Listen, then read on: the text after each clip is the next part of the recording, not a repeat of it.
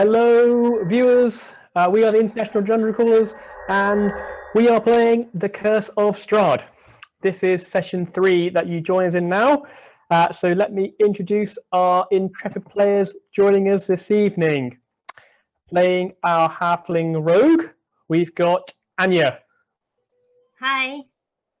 And playing our high elf druid, Ty. And sidekick Mauni, we've got Autumn Droplet.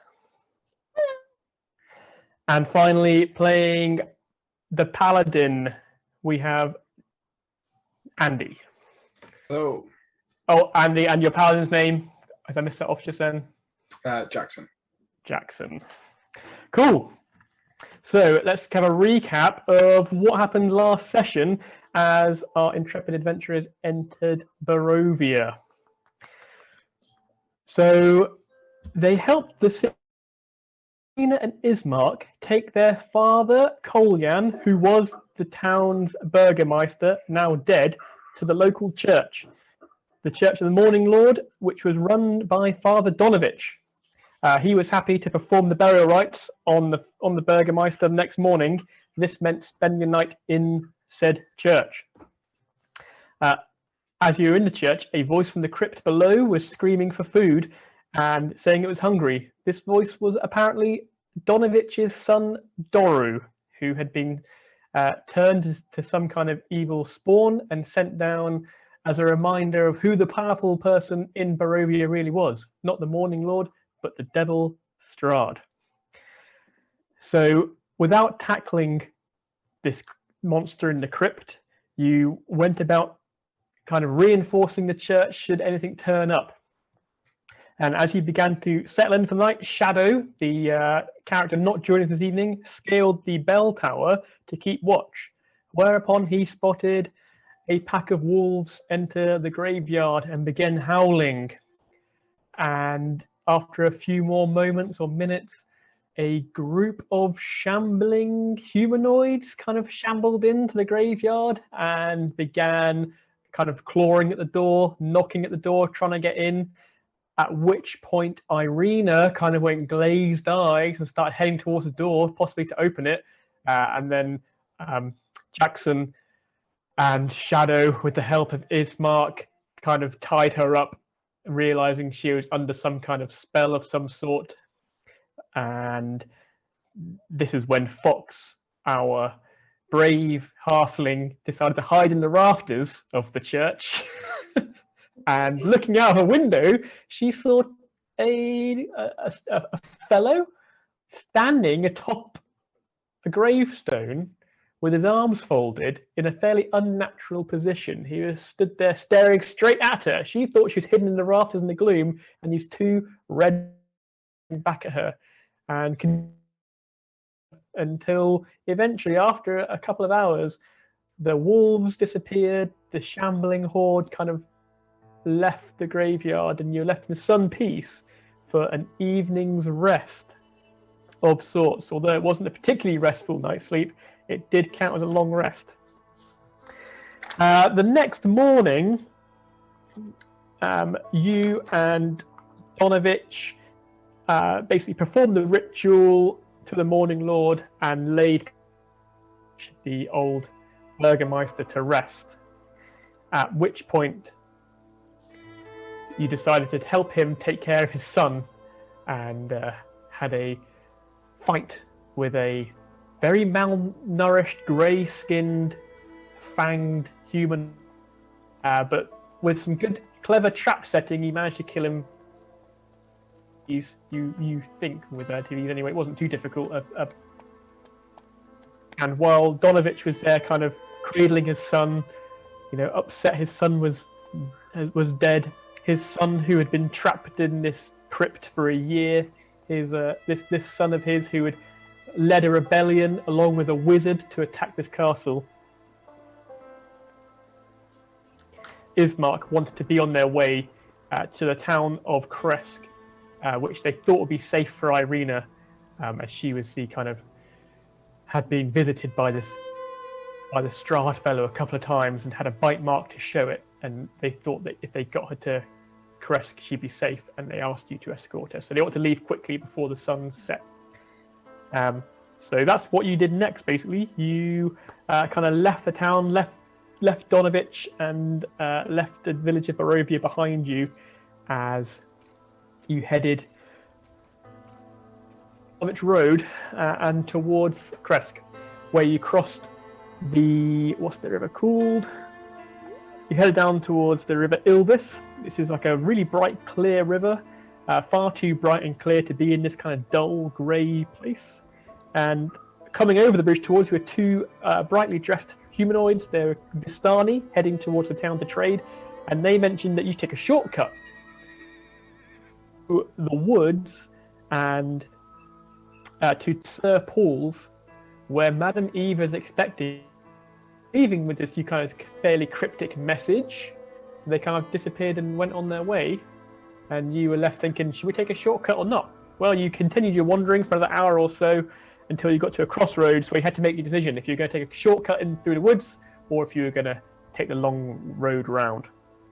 At this crossroads, there was an old gallows, and on it was perched a raven. There's nothing hanging on the gallows at the time, but the raven towards Sir Paul's, and you decided you were also going to head towards the shortcut, thinking, you intrigued to see why they knew about you, who this Madame Eva was. Turning back, Shadow saw himself hanging from the gallows, which he was pretty scared of. None of you saw that, however, just he did. And you continued heading towards Sir Paul's. Eventually, you reached a Vistani camp on the edge of this kind of pool in the river, and the Vistani ushered you towards a large tent. Inside, you were greeted by an old Vistani lady who was going to read your fortunes with a deck of cards, which is what she did. And this is a fairly important part of the session where your fortunes were read.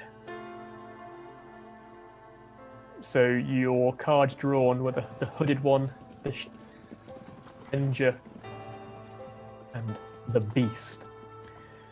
So you had some clues on where to head next, on how to deal with this kind of devil, and this is what Madame Eva told you, that these cards would lead you to kind of banishing this devil and help you escape this land. So again, you kind of headed off relatively quickly, knowing that you before the sun went down, and you headed off across the river Ivlis, across another large bridge, and headed towards some more woods. Heading through the woodland, you eventually came out to some kind of more rolling hills, where you were attacked by a pack of wolves yet again. And you dealt with them relatively easily. The wolves were felled, Irina and Ismark helping you out. And that's where we start this session, when just on the crest of a hill ahead of you, on a kind of separate branching road, you can see an old decrepit windmill, which you were told, or have been told by Irina and Ismark, to stay away from. So that's where we are. What would you like to do? I think we should heed their warning and maybe steer clear of the windmill for now. Yeah, shouldn't we just try and get Irina to the safe place ASAP? Yeah, I think that's probably the best way to go. Seeing as she's susceptible of being harmed against her will. Yeah, it's to just take them where they have to go and be on our way again. Okay. All right.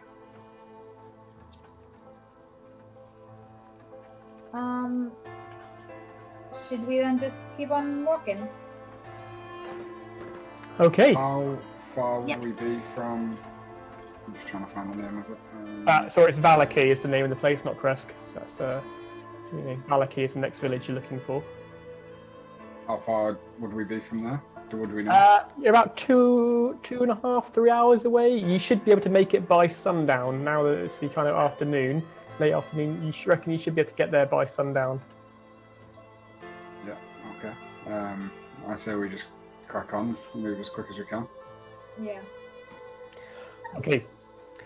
So you continue kind of across this a more rugged moorland area, and you can look that was on this kind of granite pillar looming over Barovia has disappeared behind hills. You can't see it anymore, but you can see to the south the massive mountain, which Ismark calls Mount Garkis. So Mount Garkis is there to the south, and it's kind of fairly big, only mountain in the area, which is close, and you can see more mountains to the distance. Last time you've been in Barovia, it's been relatively clear, although it's still wet underfoot and like a mizzle coming in. You've got some distance to your sight, which makes a change. And as you come to the kind of crest of this hill, you can see this small winding path leading up to this kind of old windmill, and it's not turning at all. The sails aren't moving. It looks fairly ominous. A number of ravens circling above it, and as you head past, you begin kind of head down one small hill and begin climbing another. As you get to the top of the next hill, you can see down into the woods, and just beyond, a walled town that must be Vallaki, and you can see Lake Zarovich stretching out before it as well. So you can just about make it out here. So you guys are around here somewhere if you look at your little map screen. And here's Lake Zarovich, and a little town of Vallaki. It's just there. So it's now getting late evening as you finally kind of trudge through the mud and reach the walled gates of Vallaki.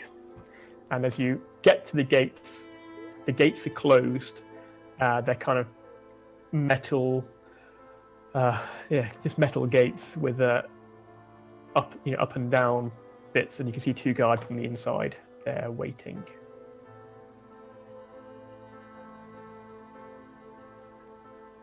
Oh, Manu to kind of just stay, like, hey, Manu, just be next to me. Don't go ahead. They might shoot you, seeing as wolves here are apparently very evil. That's a good point. I'll walk ahead. I'll grab Ismark and ask him, like, do you know the protocol here? Are they friendly? Are they going to let us in? They should let us in, yes, but they're not too friendly with travellers. But we should be able to. Hopefully, they'll let all of us in. Most importantly, I get Irina in, of course. Would anybody here know you? Yes, they'll know me. Yes, they know me and my sister, definitely. Do you two wanna go first? Yes, of course. That seems like the safer option. So Ismark approaches the gate, and the guard says, "Who goes there?" It is I, Ismark, and my sister Irina Kolyanovich. We wish to come to Vallaki for safe haven. We're heading to the Blue Water Inn. And the guard kind of looks up and down and says, "Who's that behind? Who's the rest of these folk you're with?" "Oh, they are our hired guards. They protected us. They've got us from Barovia to here." I'm not so sure on them. What's that one doing with a wolf? Well, I'll let you two in. And he opens the gate, and Ismark and Irina come in. And he's like, we must let the guests in as well. Well, they'll have to speak to me themselves. If I hear that, I'll approach. Okay. I'll gesture to Fox to come with. I should maybe stand back with Marnie for now. I'll approach the gate. Cool. So as you approach the gate, he kind of looks at you and goes, "Don't get many people dressed like you around here. And certainly not like you." He looks at the halfling. "Very strange indeed. What brings you to Vallaki?"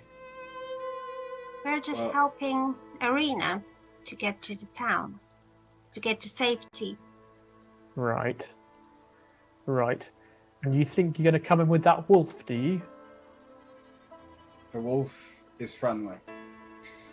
Trust Okay. me, it's helped us with many of the wolves you are used to around here. Please, can you make me a persuasion check? Okay, here we go. Roll the night. 20. 20! Ideal. So, he says, very well, you do seem to speak the truth. I'll let you all in. Come on in, and just make sure you keep that wolf under control. I don't want any of the locals being scared.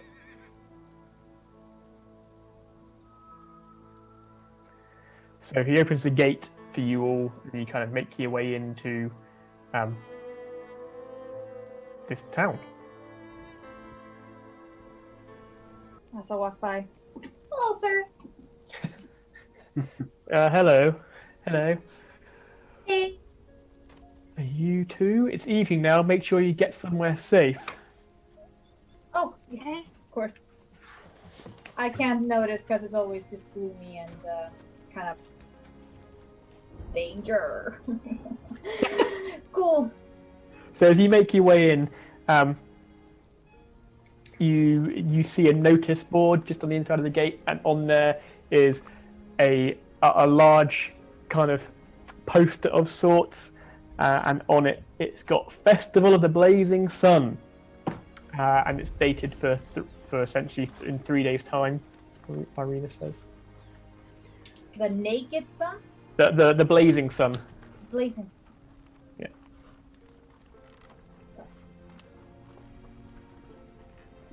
So Irina, does she know what this festival is about? Do you have like a lot of people coming for this festival? Is that... Irina says, I'm not sure, I'm afraid, on what this festival could be. I have heard that Vallaki has a lot of festivals. The Burgermeister here, he certainly throws a lot of them. His name's Baron Vargas, but he seems to have a festival almost every week, it seems. Okay, do you think it will be safe for you to stay here if there is a lot of strangers like coming in and out? I don't think there'll be many strangers coming in and out. Mostly, the festival is for the people of Vallaki itself. And you see, this is quite a large. This is probably 3 or 4 times the size of Barovia. This is a much bigger town than what Barovia was. So,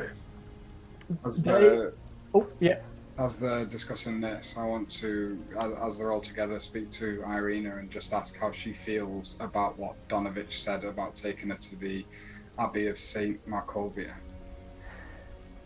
I mean, that's somewhere which I have heard is the one place that this Devil Strahd hasn't yet touched, but Kresk is a long way from here.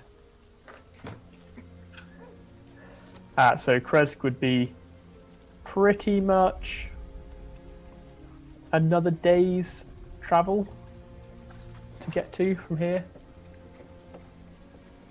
Yeah, so Donovich seemed to think that taking you there could help with, I don't want to say infliction, I don't mean that in a nasty way, but clearly Strahd has some sort of control over you when he's around.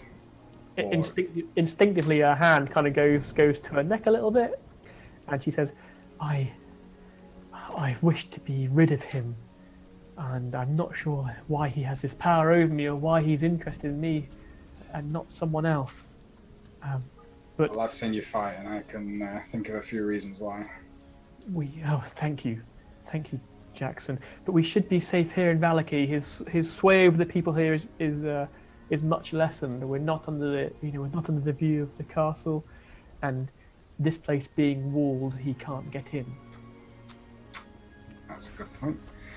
Okay, well, just bear it in mind as something to, because I'm sure we would all be more than happy to escort you if it is something you would like to do at some point.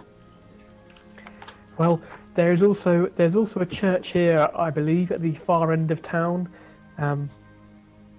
But me and my brother now we're heading to the Blue Water Inn. It's the largest inn here. They should be able to on time Okay. figure out what's going on.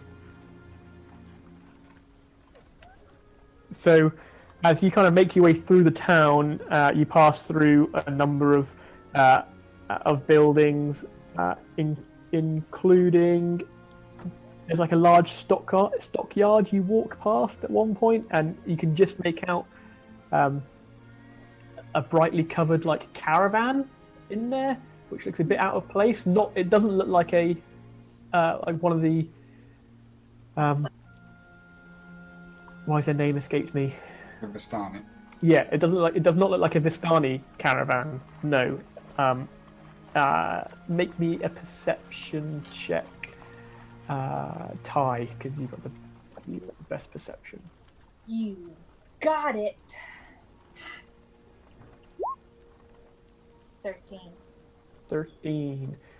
So as it catches your eye and you kind of look in at it, it looks like some kind of carnival wagon, like a wooden wagon, and then you tow behind a horse, and on it says Rectavio's Carnival of Wonders.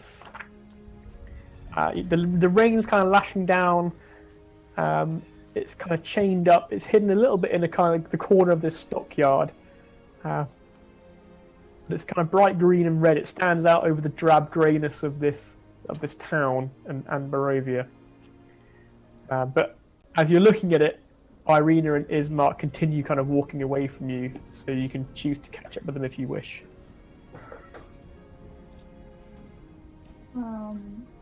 Festival, guys. Do you guys want to partake? Do you guys know what it is about?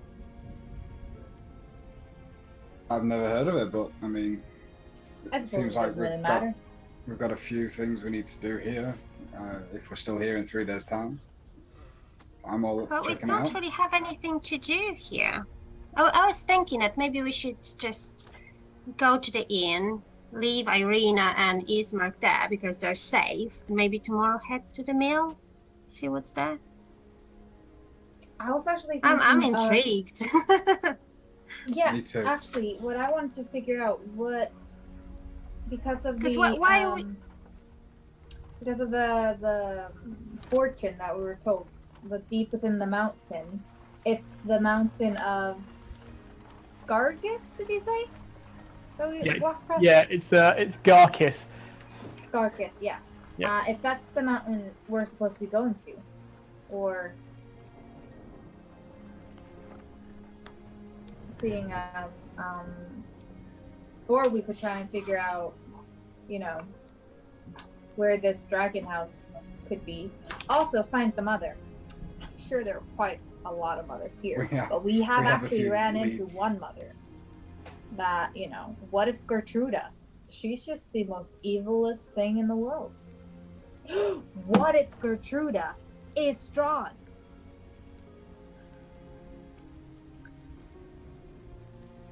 No?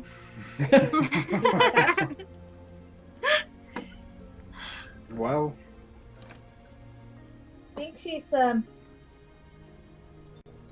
well, I guess we can go in the inn and figure all of this out. Not So you continue following Ismark and Irina as they kind of walk through town, and you pass by, a number of buildings. One of them, they're like, oh, that's the Burgermeister's house. That's where he lives. It's like a much larger mansion, until eventually you get to kind of a large inn, 2-story building. There's a smoke pumping out from the chimneys, and it's got a large stone set foundation with a sagging tile roof, and it's got about 5 or 6 ravens on its roof, perched around, looking about, kind of looking at you, cawing in the rain. And there's a painted wooden sign hanging from above the entrance that depicts a blue waterfall. and this is the Blue Water Inn. So upon entry, you kind of enter a cloakroom. Irina and Ismark kind of remove their cloaks and hang them. You can follow suit if you wish or not. It's up to you. And they make their way into the main kind of tap room, where they are greeted by the barkeep. He says, welcome to the Blue Water Inn. And, travellers, I see. And the bars are reasonably full. There's quite a few people here, but there are a number of spare tables. But it does seem busy. And there is a fellow in the corner who's got a bit of an audience, who's telling stories. So Irina and Ismark kind of take you to a table where you sit down, and as you're kind of gathering yourselves together, Ismark takes out a sack and puts it on the table in front of you, and he says, "This is for escorting us. This is the fortune that I was able to get from the house." So he basically gives you 250 gold pieces and 10 gems worth 50 gold pieces each. Thank you very much for keeping me and my sister safe on this journey. 10 gems, 50 gold each. Yep.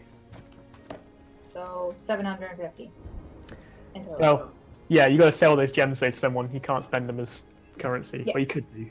But... Gotcha.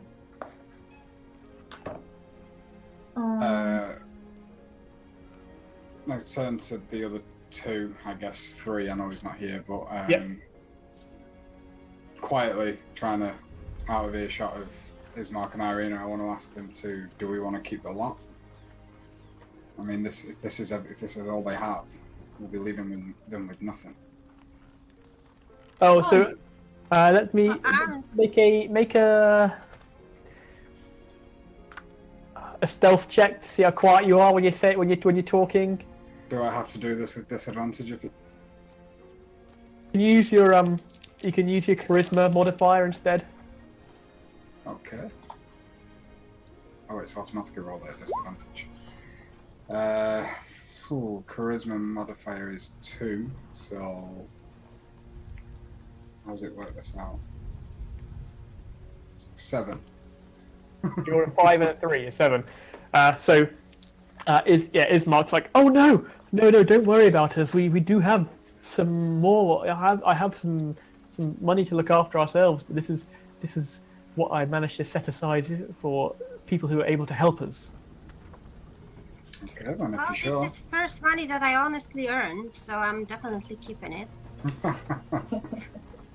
So, what do you I'm guys gonna say keep an eye about on doing Fox. just like 60 gold? That's 240, and then put 10 into like party fund type of situation, or would you just wanna Sounds good get to as me. much gold as possible?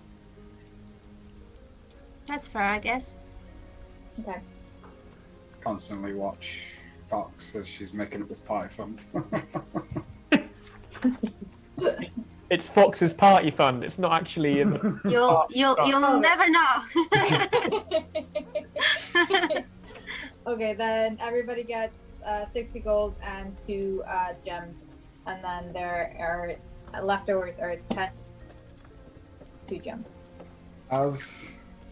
Stu, this is for you. As Ty is counting out the money, Yep. I want to slip one of my gold into her pile without her noticing if possible. Okay, so make me a sleight of hand check. Oh, not good. That's a 10. Yeah, so you would notice that with your passive perception. Oh, 1 for Mountain, of course. You Of need course. to, he has done some work. Cool. All right. Well, So at this point, Irina and Ismark, they kind of say thank you for your help, and they're going to head upstairs to their rooms that they've taken out, leaving you 4 to kind of be in this tap room. You're getting quite a few looks from the locals, especially the wolf you've brought in. Wolf. This isn't a wolf.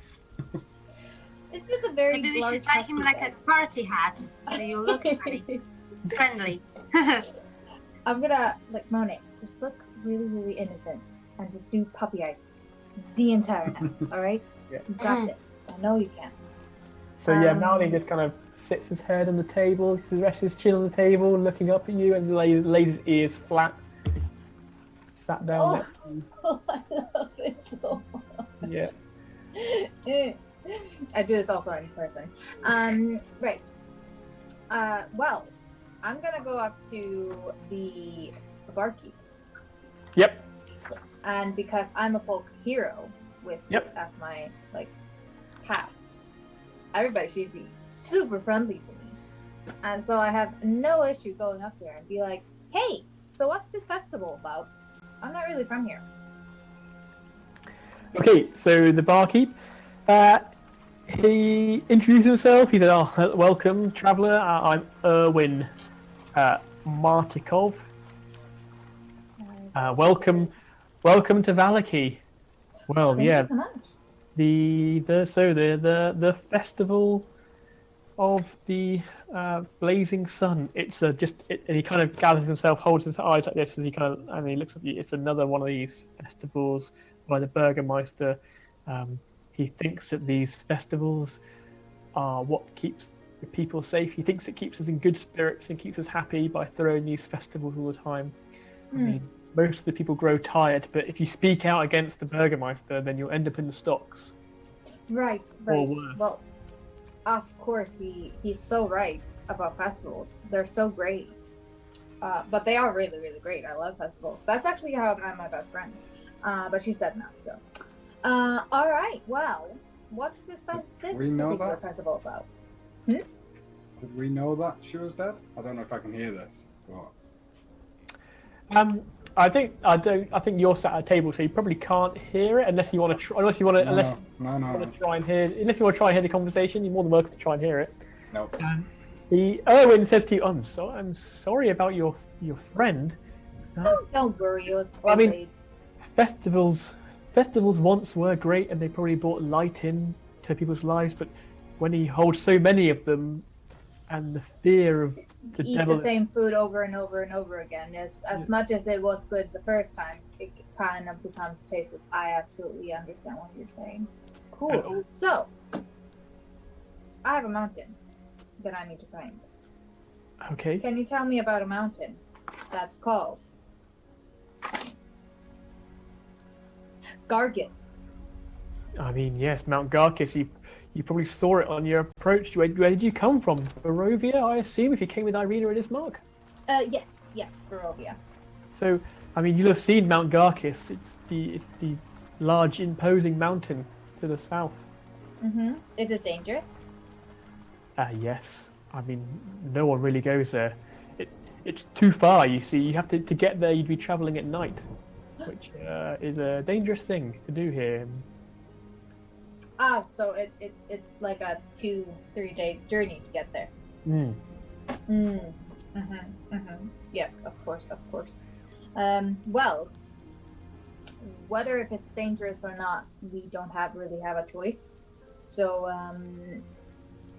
would you need a guide? Wait, we can't see like the sky, correct? It's always clouded. You can see the sky. You've seen it at night. You've seen it at night time. You saw a black sky when you're at the church. Not many stars. So you can see the sky, but during the daytime you definitely can't. It's just like covered in cloud the whole time. Gotcha. Okay. Okay. Well, no, I think we'll be fine. It's kind of troubling that I can't see any stars because that's one of my things. I can read through the stars. Why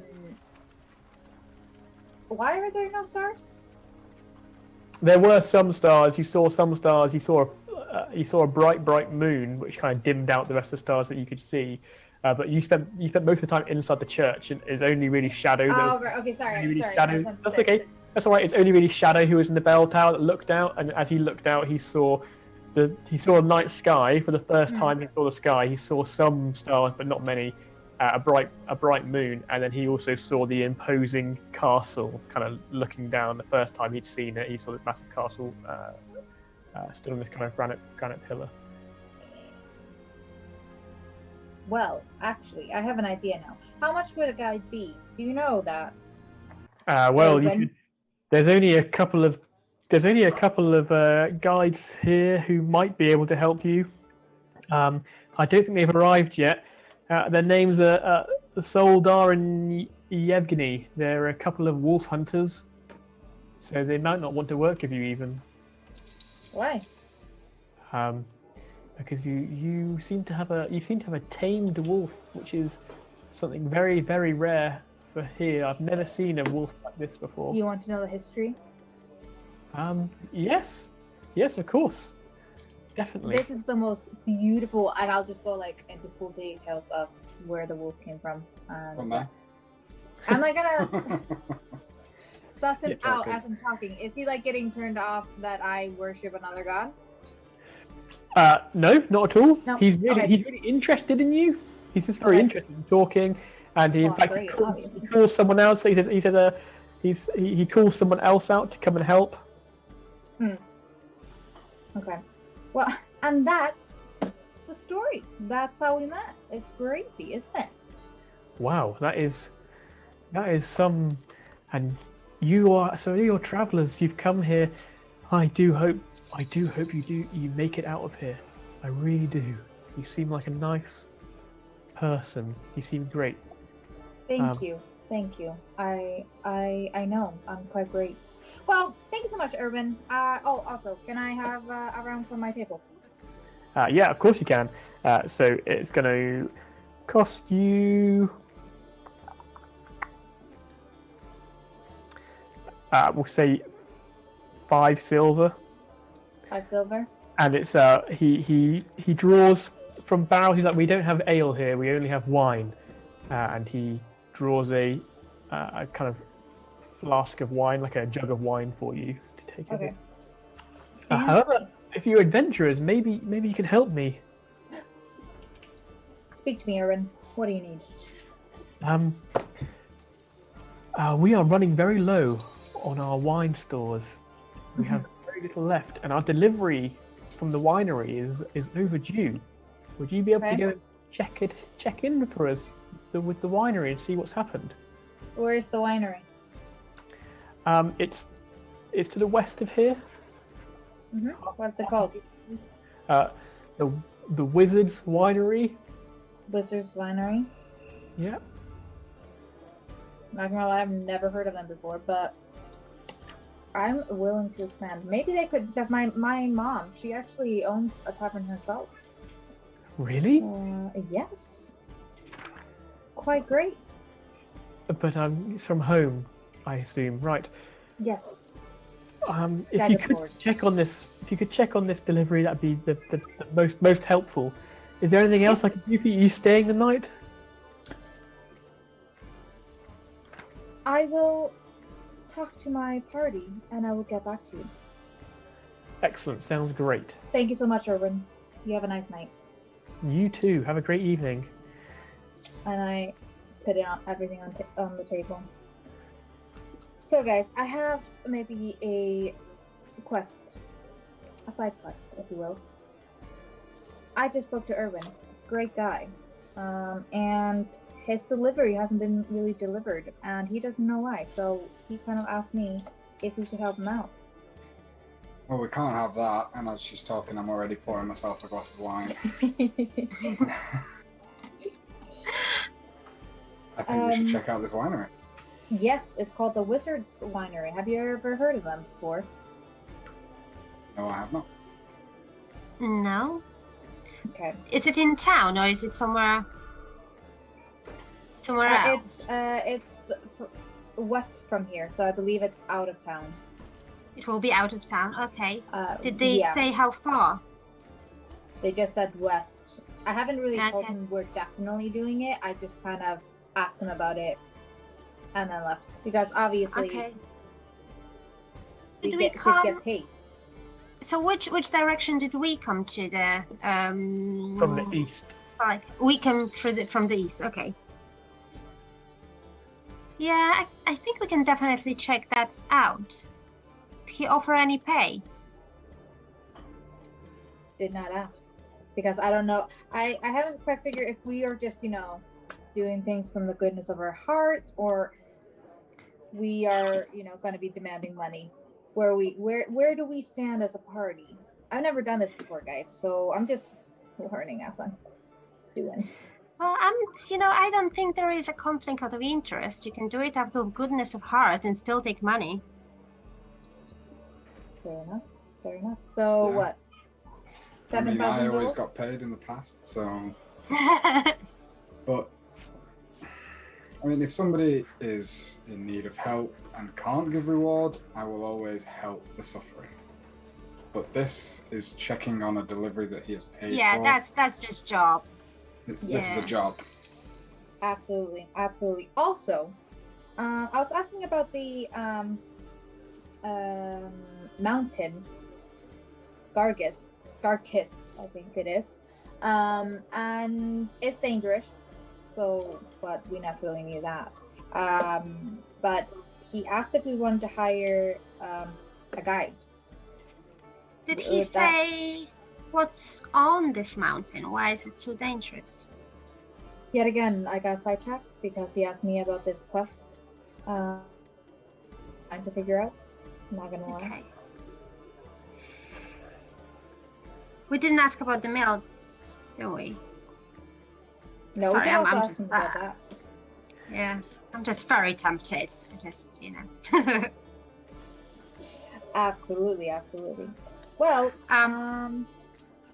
Anyways, we can definitely do and check out on this delivery. We can always use some extra cash. And do you want to stay? Because it's getting late. Do you want to stay the night. the night here?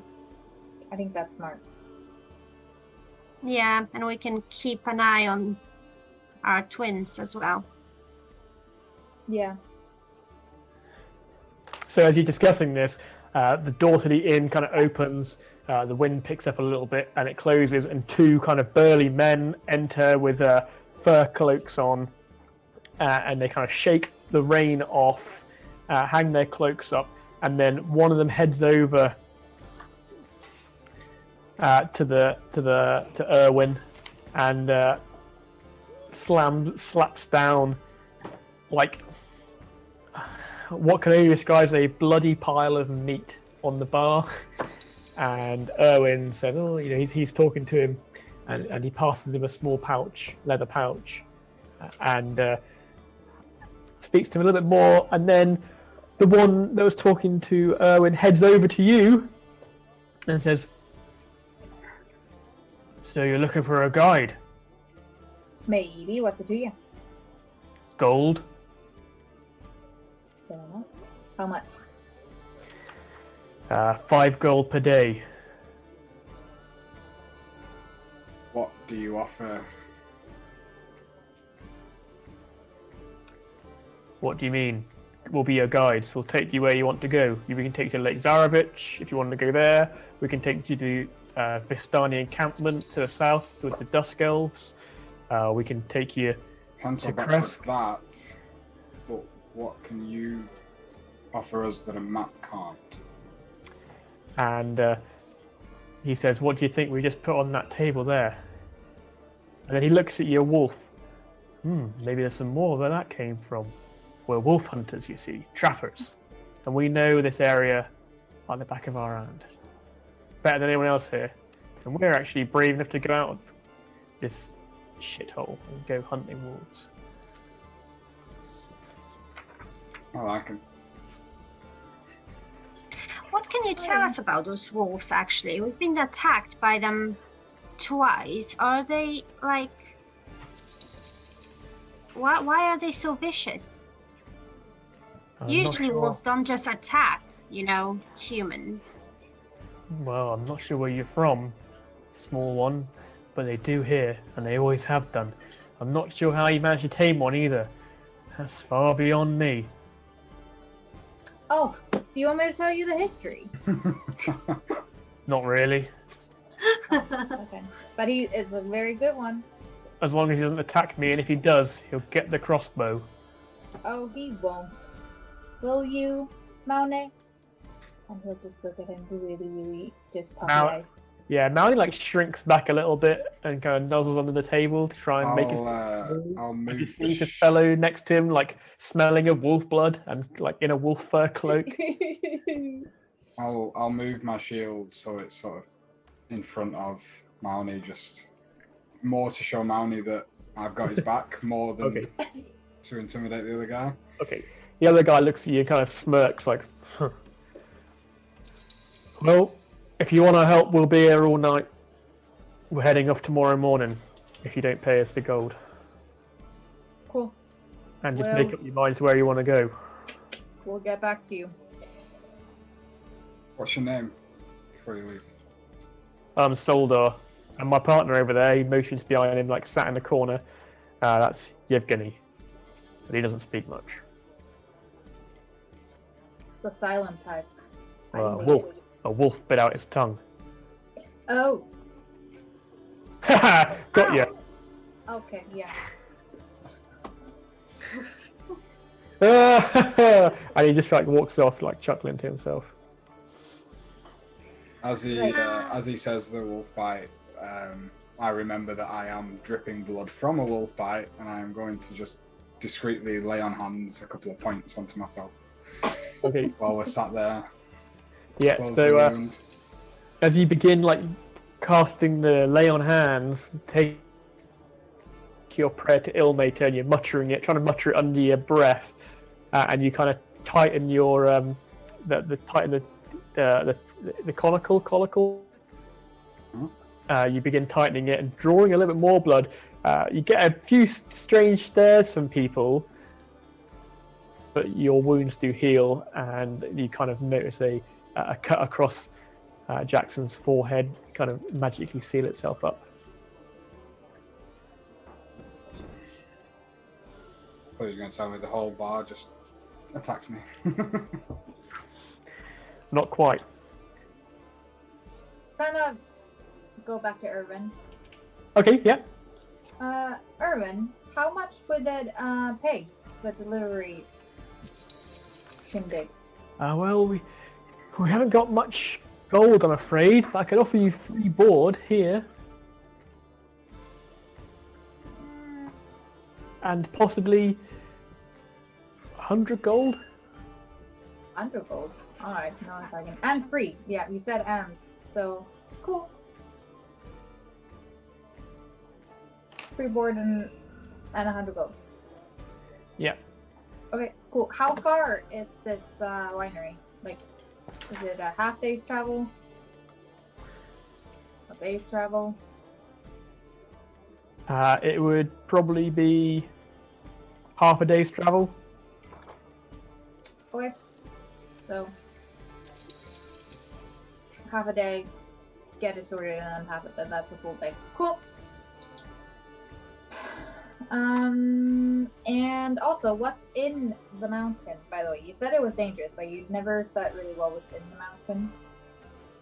More just the journey was dangerous, but what's in the mountain? No one's really sure. No one really knows.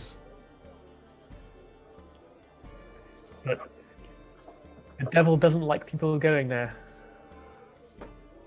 Oh, interesting. So wouldn't that really be something that everybody should be going to? Well, not if they value their lives. Wow. Who's Rictavia? Oh, Rictavio. Yeah, he's staying here. The fellow in the corner who's talking. You kind of look over, and there's a brightly dressed fellow who's telling these stories to a kind of crowd that have gathered there. He's a traveller from another land. He runs a carnival or something. He's staying with us. Has been staying with us for a number of days now. Oh, really? Mm. Oh, wow. Can I take a look at the people around? Yep. Is there anybody that's Maybe taking advantage of people that are listening. Oh, Basically anyone like? taking their pockets. You can make me a perception check. Perception. Let me see.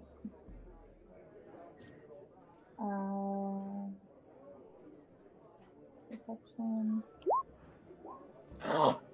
7. So it doesn't look like it. It looks like the people here aren't taking advantage of one another. Unless Fox is taking advantage of anyone. Not this time, no. Cross my mind though.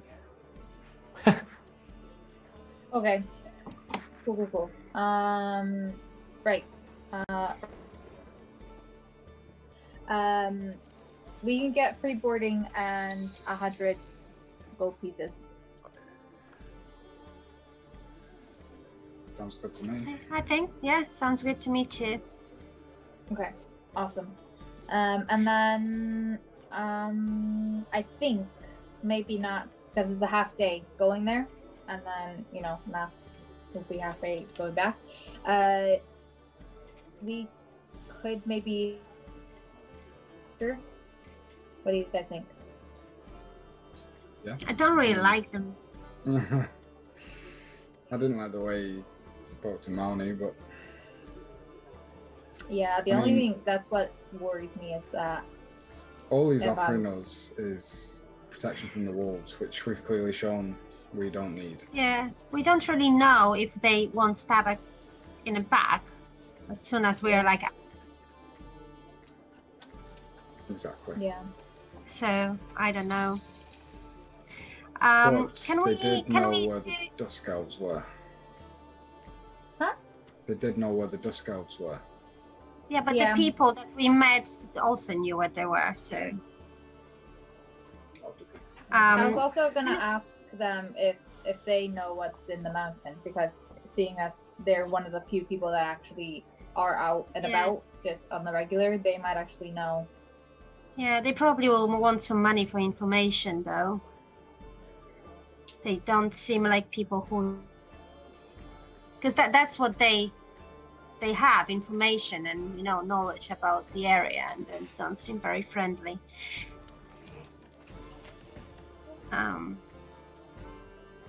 Anyways, I forgot what I wanted to ask you.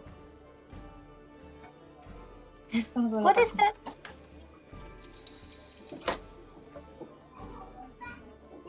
What is our plan anyway here? So are we staying how long? Well, I think by the looks of things, this is a good hub for a lot of the things we need. So the mountains obviously close by, and by the sounds of it, so are these Dusk Elves to the south. We need to go and find. Do you think we can roll like a perception or something to see if we can kind of trust those two buddies? Yeah. They're trying to deceive us or something. The people, the Zoldar and Yukimini, the hunters, the guides. Mm-hmm. You want to tell if they're like honest or not?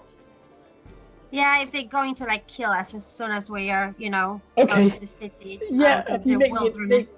Yeah, you can make me an insight check. Oh wow. Did I just roll? No. Yeah, so 19. Yeah, that's come up. Oh. So yes, they seem pretty honest. Like they're difficult-ish to read, but you get the case. They're basically looking for gold, Okay.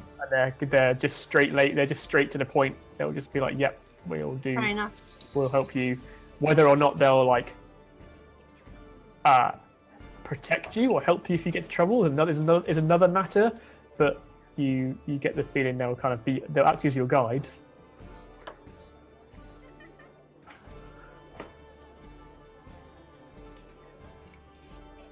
So they're gonna take. So we're taking them. We've not decided yet. She was just doing an insight check to find out whether they see Oh. trustworthy. And they do. Gotcha. Yeah, I don't mind paying I for think them if I don't. Yeah, if they're not going to like kill us, then maybe we can do that. Like we should do this tavern run tomorrow, the winery run, and then I still want to go to this mill. yes. How far was this mill? Mill was like less than half hour away, or half day away. Yeah, it's like 2 hours, 2-3 hours Mm, walk from. yeah. So it's very close. We could do the delivery one because it seemed like it was pretty, he needs it because it's overdue. And then as we're heading towards the mountain, we would then go past it, and then we can stop by there. Yeah, and we can have those guys with us as Yeah. well, so it will Yeah. be safer. Yeah. Yeah. Cool. That's the plan. Don't know. Okay. But Shall we go and maybe rest before yesterday, or do you still want to hang around the tavern a little? I really want to talk to this Rictavia. Yep, Rictavia. I'll just walk up to them as he's talking. Yeah, so he's talking and he's telling a story about this circus and this performance and these kind of strange creatures you've not heard of, and then he keeps looking at you like because you're kind of quite close to him. He's like flicking at you like, and then he keeps talking, and then eventually he's like, sorry, can I help you, dear? I'm just listening in on your stories. They're quite fascinating. Okay, well, thank you. Would you like to take a seat with the rest? You're very close. A bit off-putting. Oh, sorry. Sorry. I just like being close. Right. So, how long have you been in the circus?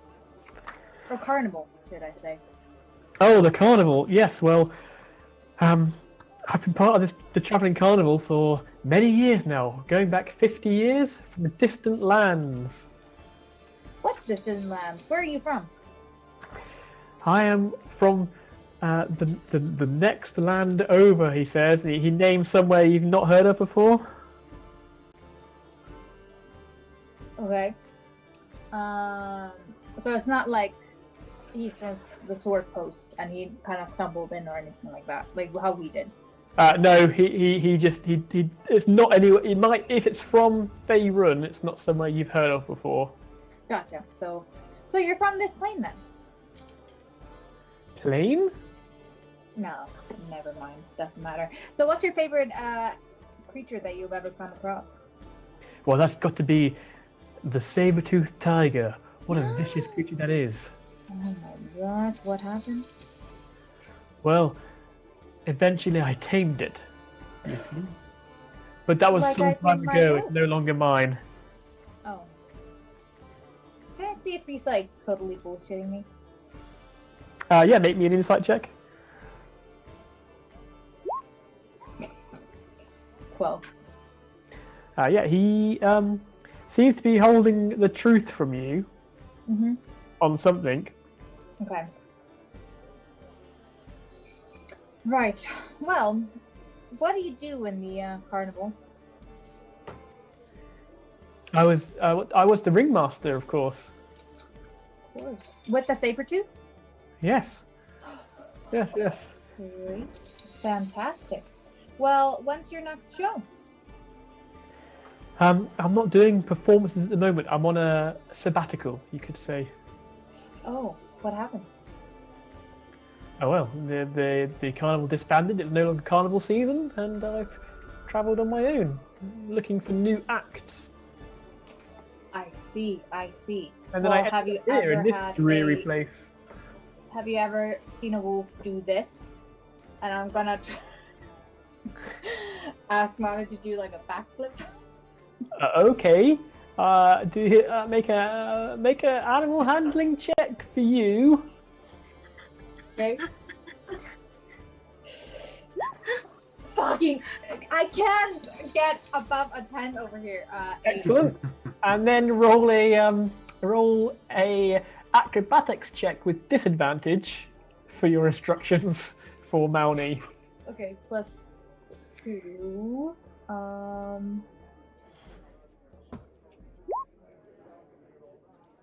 A 10. Okay, so 10.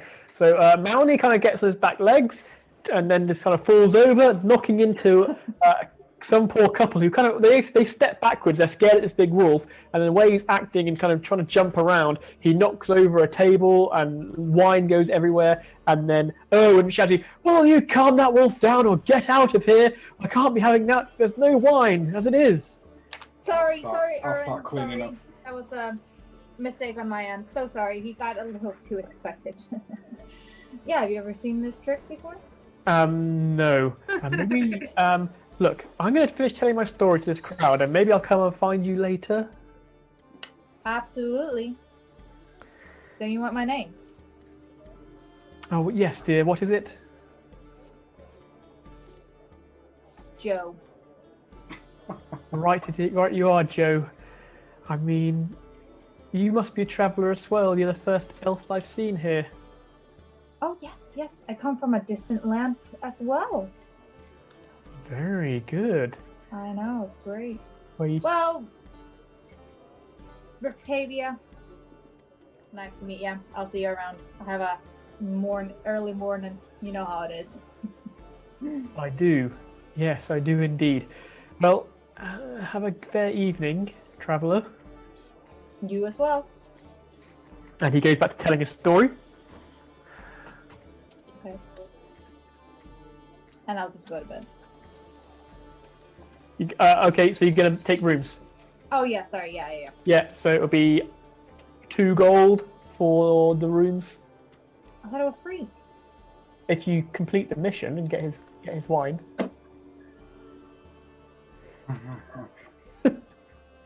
I'll pay Okay. for the rooms. 2 gold. All of them. 2 5 electrum. Yeah, I hate Yeah. Exactly. We'll be dealing only in gold in this campaign. I paid for the rooms. So, as you take out the coins and you inspect them for the first time properly, they are stamped with the face of a man you don't recognise. Fox, however, does recognise this face as the person who was stood on the gravestone, staring back at you. Oh, guys, I think that person that was looking at us, that was this Count Strahd or something. This Okay. is the guy. Because look, his face is on a coin.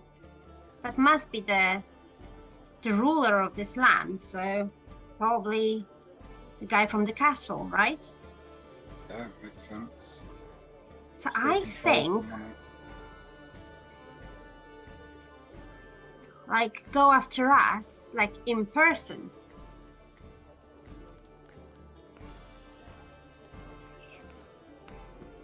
What, you mean at the church? Yeah. The way I believe, I think he is responsible for the bite mark on Irina's neck. And it would make sense that he is the one that controlled her that evening. Yeah, it could have been more that he was following her, and it was just because we were with her. So maybe we won't see him when we go out.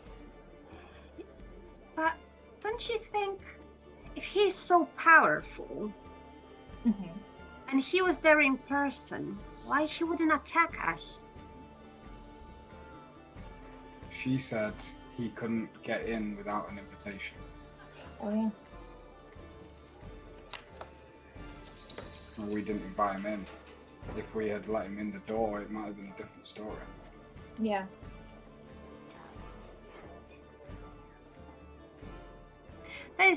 That doesn't make sense to me, because if he cannot get anywhere where he cannot get invitation, then why are people so scared of him? They can just not invite him. But surely Irina, she wouldn't have invited him unless she was tricked into doing so. Maybe he has a very strong charm, like he visits them in their dreams, correct? She did have dreams. She had Yeah. her memories were like dreams that she had Yeah. of her meetings with him. And then they kind of go blank. She can't really remember what happened until she awoke the next day with bite marks on her neck. Yeah. So can you So maybe invite she was him? charmed or something. Hmm.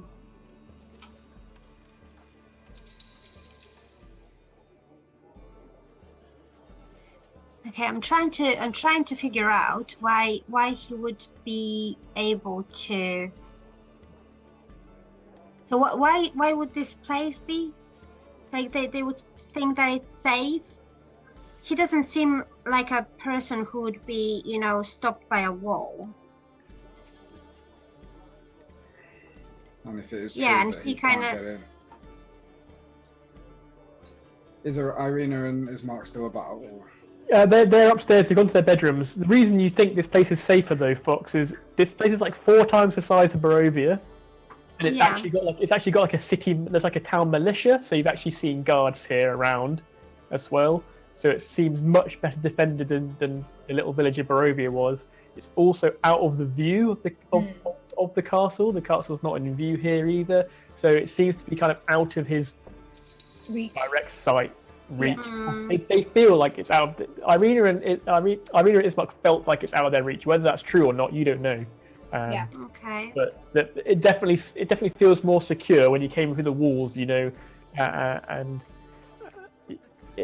the being able to kind of keep out those wild lands does seem like whether it is or not, you're not sure. So I don't. Okay. Anyways, I think we should sleep on it, and maybe something will come to our minds. I'm going to bed then. Cool. So Thanks, Jackson. Yes, Jackson pays for your.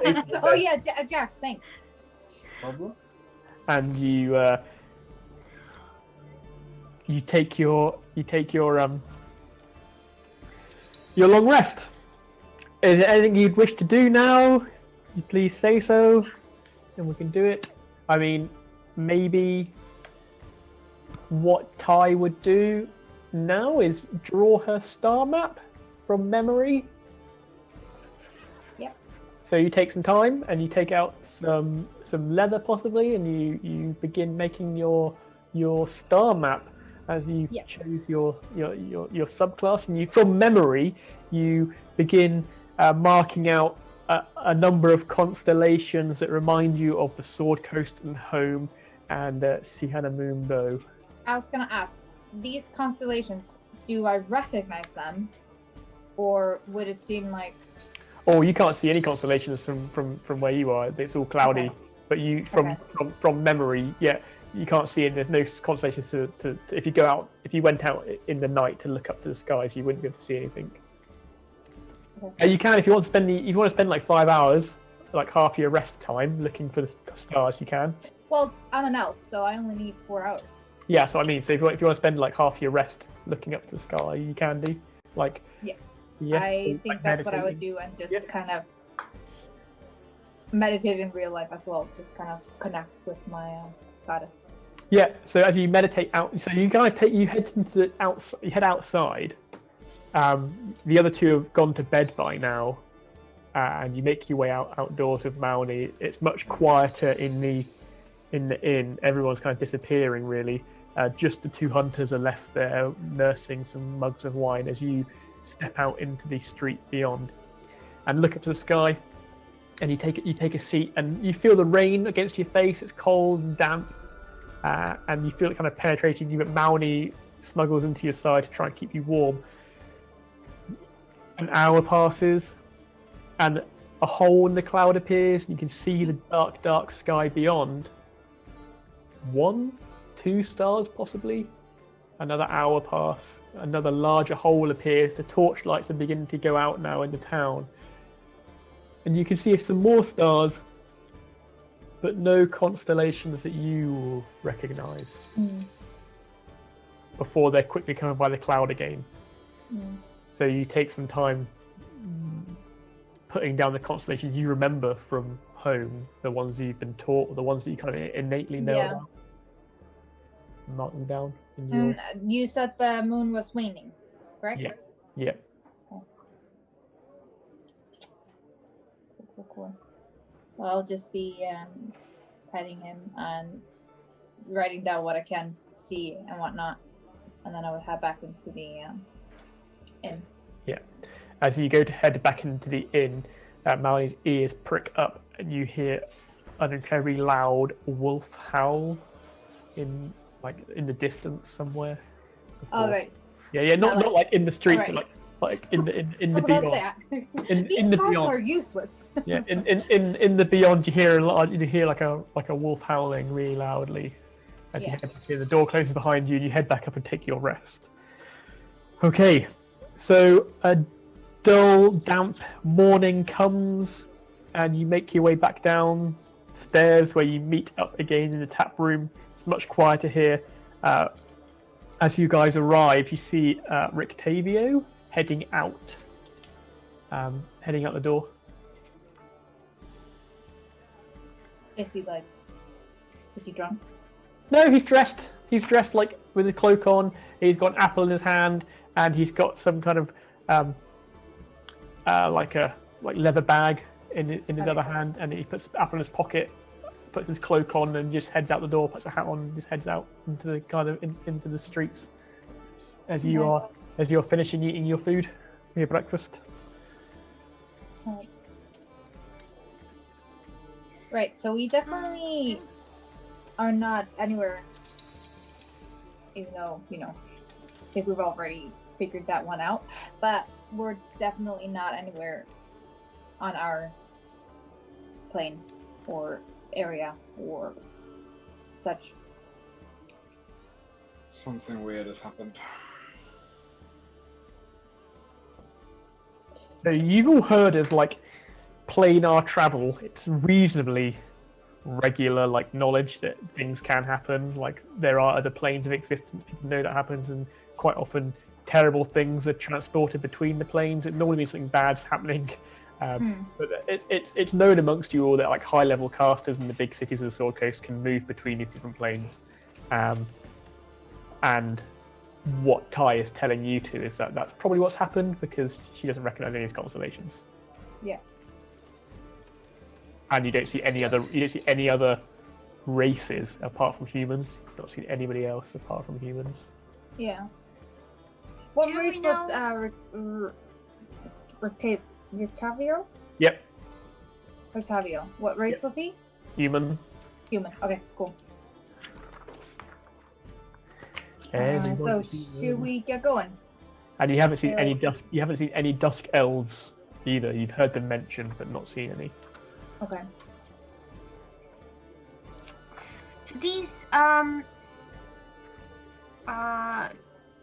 these people that we met in a camp, that there was this lady that told her future. They were also human.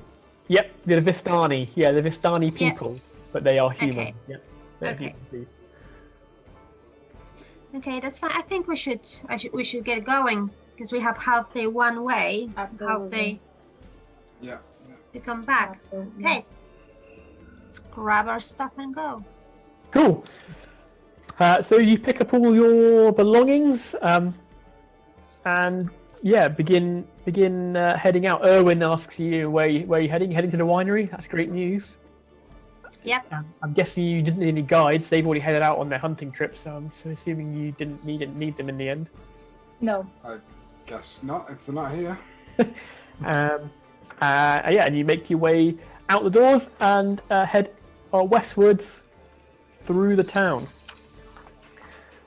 Hey, that's now that I think about it, we didn't get any proper direction from him, apart from the fact that it's in the west.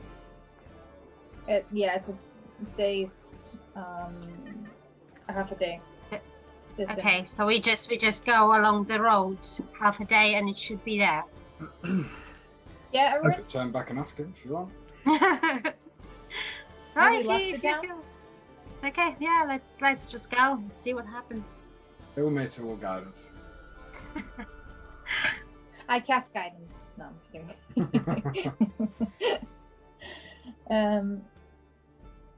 Stu? Yep. Have we left the town? You haven't left town yet. You're heading out the doors. That way? Okay, can I just walk up to a guard? Yeah. So we're going to the Wizard Winery. Have you ever heard of it? Yes. Yes, of course you have. So we've been told it's half a day's away in the west. Are there any like landmarks or anything that would indicate? Yeah. If you head to the Lunar River crossroads and head straight across those towards the town of Kresk, you signposted, and it's a road to the left, but it should be signposted. Okay, thank you so much. Be careful. Be careful. Absolutely. If I can tame a wolf, I can do anything. Is there anything in particular that we should be careful about? Wolves. Wolves. Wolves. Okay. The wild men. Wild men. The wild men from the mountains. That's something that. What else is there? Oh yeah, the druids. What do you mean? Strahd spies. There's many evil things on the road. The druids. What do they do? We're kind. Rumor has it they skin you alive and eat you. Don't sound like very nice druids. I cautiously look at Ty. It's not part of your rituals, is it? I can promise I've never done that to a humanoid. I want to turn to the guard. Yep. Are the ravens still on top of the inn? Or Yep. the crows? Yep. I want to ask him, are they always there? Is this a regular occurrence? Yeah, the ravens are often on the inn. They seem to roost there. So they're not following us then, that's good. Do these guards seem like a military organization? Like... Yeah, compared to anything else you've seen so far, they look like they're all sure they've all got the same uniform on. It's not like a village militia. They are like guards, proper guards, and they've all got the symbol of the Baron on their kind of on their breastplate. So it's not dissimilar from what you saw in Daggerford. The guards like Daggerford or many of the towns in the Sword Coast where they've got their own kind of guard. Yeah. It seems to be like a well-organized group. What is the symbol of this? Go on. It's a mastiff, the symbol. Did you say the symbol of the Baron? Yeah, the Baron. So the Baron, the Burgermeister who's in charge of this town. Oh, the Burgermeister. Okay, yeah. I got confused with the Strahd. Yeah, sorry. Not Strahd's symbol. Not Strahd symbol, no. No, okay. So as the others start to walk away, I want to just turn to the guard and I want to ask him, like, how is your life here? How is your work? Do you enjoy being a soldier for this army?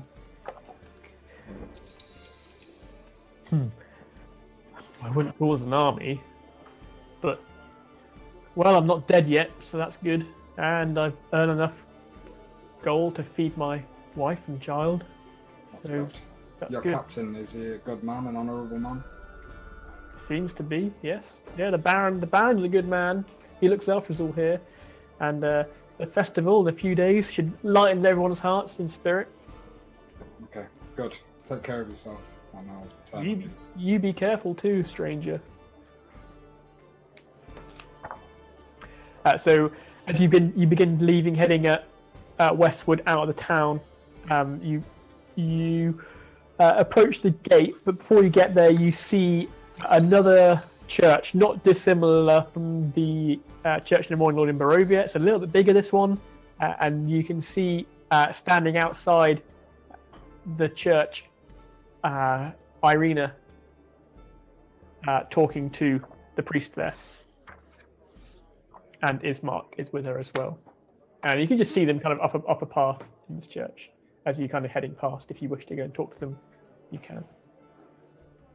Yeah, I think I'll go and say hello, and I'm going to ask if they have like a peaceful night, if anything happened. Okay, so you head up the path. Do the other two? Do you follow her as well? Do you head up to this path? Yeah, cool. So yeah, you all head into up this kind of small path through a graveyard, like a churchyard, really. There's kind of old gravestones potted around the place, and Irina and Ismark greet you. Oh, hello. Good morning. We're up early to come here and see Father Lucian. Oh, so you must be the adventurers that helped our party out here. Thank you very much. And he kind of holds his hand out to shake your hands. Welcome to the Church of St. Andrel. Hello. So Irina, how was your night? Anything happened, or was it? Yes, my night's sleep was fine, thank you, Fox. And she kind of like stoops down to your height. It's quite patronising as she does that, but she's like, oh yeah, I had a fine night's sleep, thank you very much. It was yeah. Those. Amazing. No Just wanted to check if you're safe. And I try to be as high as possible. Yeah. So while I do feel much safer here now. I'm out of sight of that ghastly castle. It's amazing. I think we should be on our way. Or do you guys want to? One Ismark kind of pipes up. Father Lucian here. He's got a bit of a problem. You see, at night he holds a sermon for the folk who are most scared here in Vallaki. For here rest the bones of St. Andel, which protect this area from the devil, this Strahd fellow.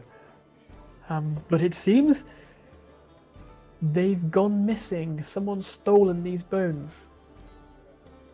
Not told yet. You're the first people to have been told, apart from myself and my sister. He'd hoped we could get them back for him. Okay. Yes. Have we got time to look around here, guys, or do we have to be on our way? I think we should do Is it this at time night. sensitive, Ismark? Well, and then Father Lucian says, well, only as much time in that without these bones, this place is no longer hallowed ground, so it would offer us no protection. Okay. I'm going to have a quick look around if I can see any. I'll ask Father Lucian to show me where the bones were kept, and I'm going to take a quick look and see if there is anything that I can tell from my thief experience. If someone tried to, break in or something like that. So he leads you inside and down the stairs. It's a very similar layout, slightly larger to the church you were in Barovia. He leads you to kind of a trap door and then down into the crypt, and he leads you to like a stone platform upon which would have once rested the bones of St. Andrel. And he says this is where they were, and they're no longer here anymore. I mean, there are a couple of people who it could have been, but I don't want to suspect him. So who do you mean? Well, there's a young lad who helps us out sometimes. His name's Milovich. But And he is. he's like he helps me around sometimes. He helps carry the dead with me and bury them. He's a good boy. He is a good boy. But he's the only one I could think it could be. Okay. Can I see anything suspicious there in the crypt and on my way to the crypt? Make me an investigation check.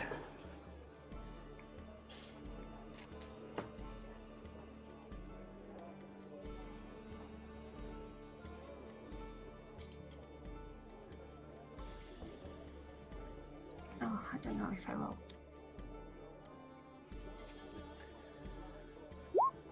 Uh, 11.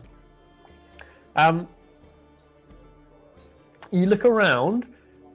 This place seems to have seen quite a lot of traffic recently, as if he came downstairs and saw they're stolen, then he brought down Irina and Ismark as well. And on being on a stone floor, it's difficult to see who's been here. You can't really see what's been taken because you've not been here before. So it's hard to see anything in particular. Okay. There's no clues. Okay. I'm going to get out of this crypt and I go to Jackson and so just to ask what should we do then.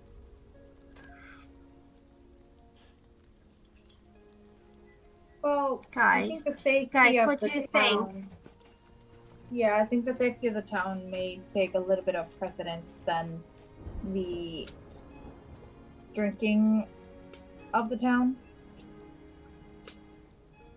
Yeah. So do you want to do like a investigation here then, instead of going for that? I couldn't see anything downstairs suspicious, but Father. Does he suspect anybody? Yeah, he says that there is a boy helping him out, and I don't really know why he would suspect him though. Didn't say. So I just came back as soon as possible because I didn't want to lose our time. Absolutely. If we decided to go. So if you want to stay here and investigate further, then we can interrogate him properly. I think this takes more precedence. Yeah, I agree.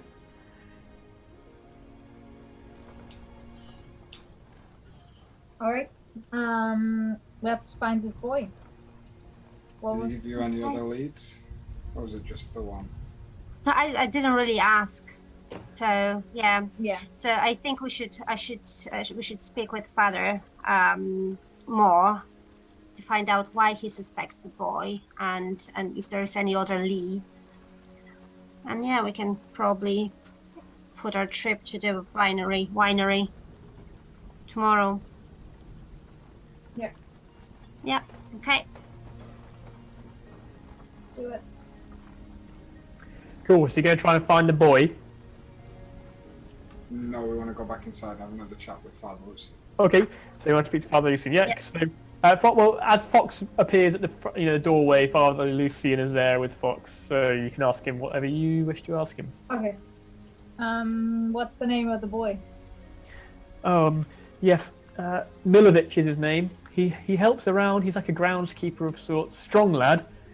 A little bit outspoken sometimes, but a good boy at heart. Why do you suspect him? Because he's the only one who knows about where they were kept. And where is he? Where does he stay? Is he at work right now, or? He stays with his mother and his sister. He should be here in the morning sometime, in the next few hours. It's a bit early at the moment for him. How many people come to your sermons? In the evenings, the chapel's normally full. and you see there's probably seating for like 60 people or so.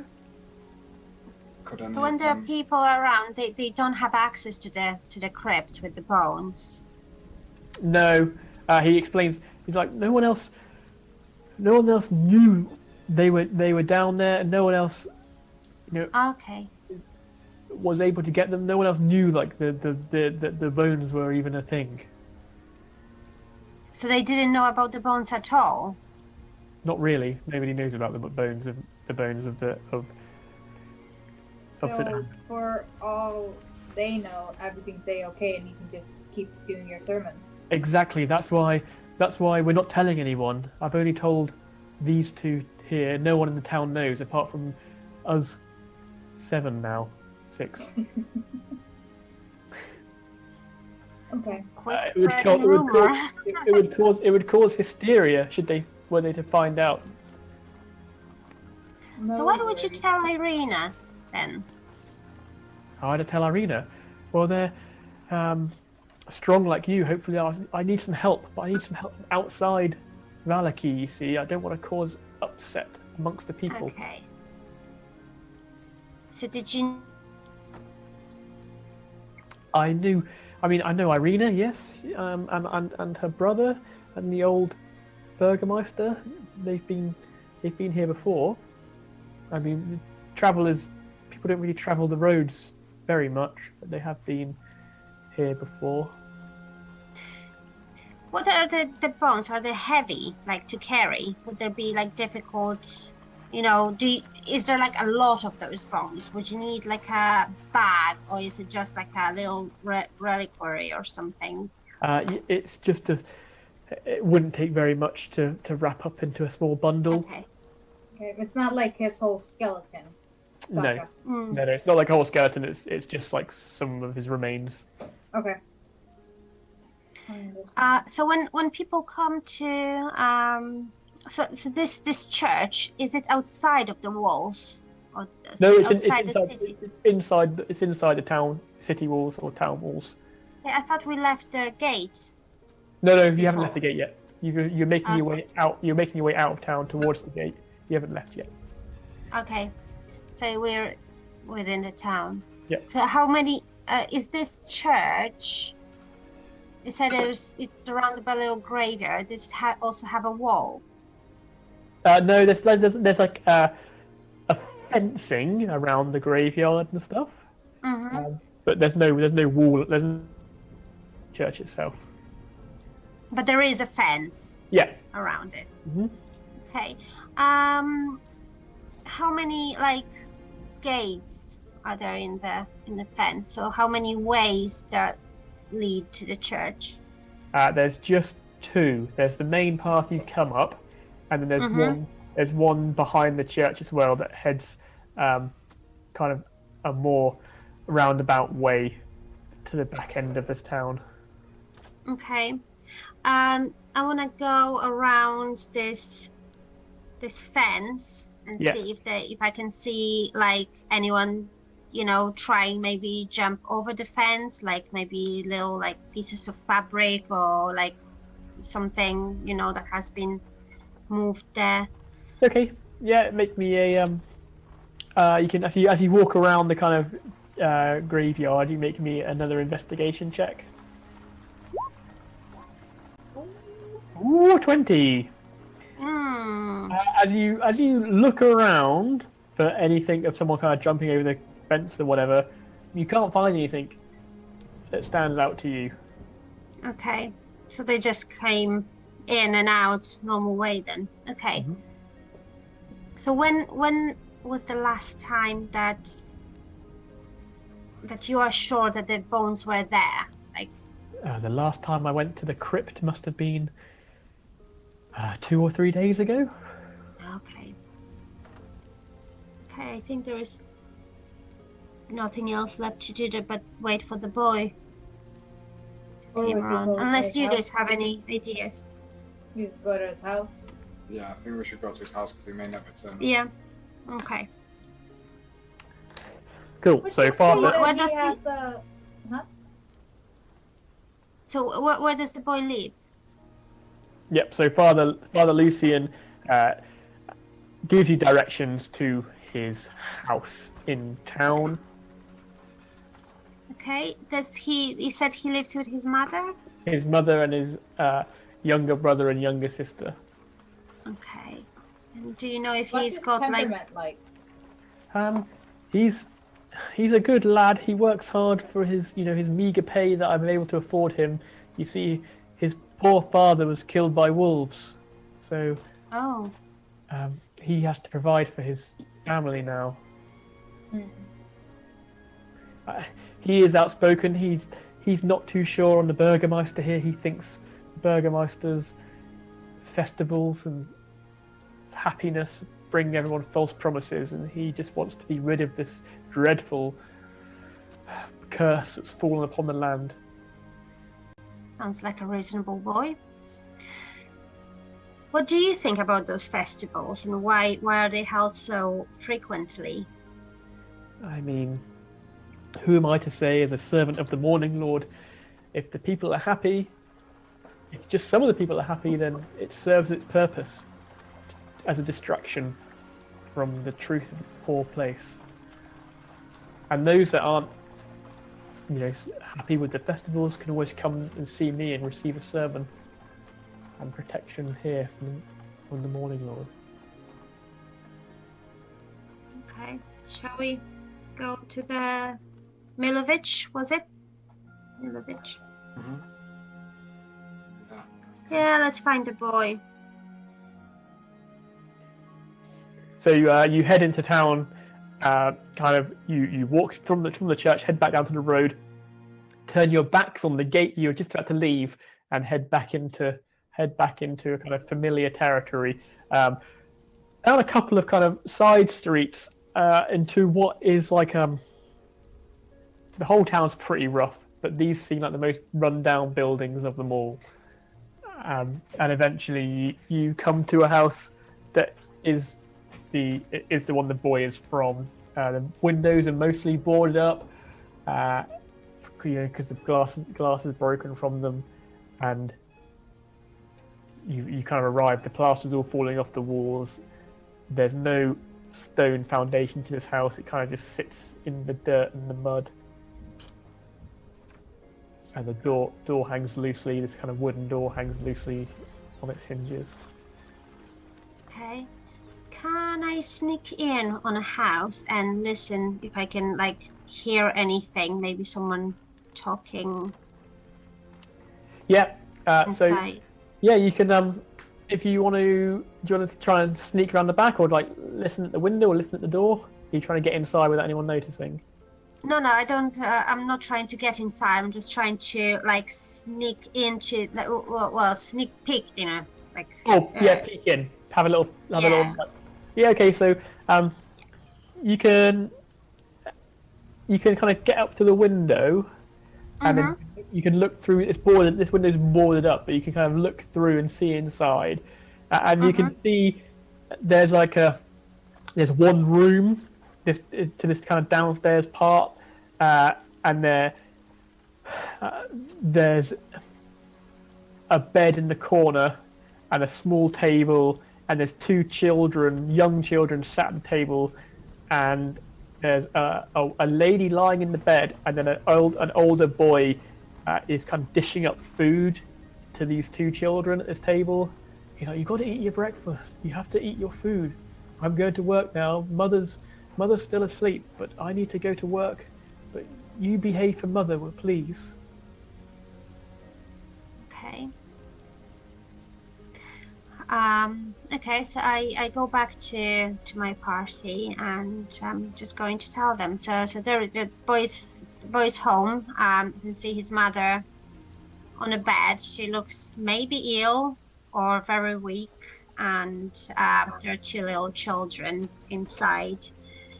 So it's up to you. Do you want to go knock on the door, or just wait for him, to get outside, so you won't upset his mother interrogating her? I hate to even suggest this, but finding these bones is a priority. Do you think it would be a good idea, Fox, for you to hide.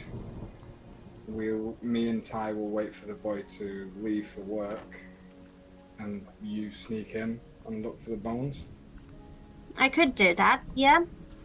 I was actually thinking So that we would invite ourselves in, just you and me, Jax, and Fox would then go and we could distract them. Yeah, you can distract them maybe. So I can like sneak through like a back window or back door if there is anything like that's that. a better idea. I don't know if this is going to work, Stu, but I would like to cast Detect Evil and Good. Okay. It says, so obviously you know the location of any abjuration, celestial element, fey, fiend, or undead within 30 feet of you and where it is. But also it says, you know if there is any place or object within 30 feet of you that has been magically consecrated or desecrated. So I'm banking on that, but I don't think it'll work, but I thought I would try it anyway. Okay. That lasts for 10 minutes. Yeah, so as you begin muttering to Ilmater under your breath again, Ty and Fox, you notice the telltale sign, the drip of blood down Jax's arm, off his elbow, as it kind of drips into the mud below as he mutters his prayer, tightening his conical around his arm. You don't sense anything at the moment. Okay. I'm going to go into my sneak mode and look for somewhere like on the back of the house to like that I can. So when you peek through the boards, the house had one door, the front door. It was very, very small. It's got it's essentially a one-story house, a hovel more than a house, to be honest. There's one room at the bottom, and there's probably one window around the back which isn't boarded up.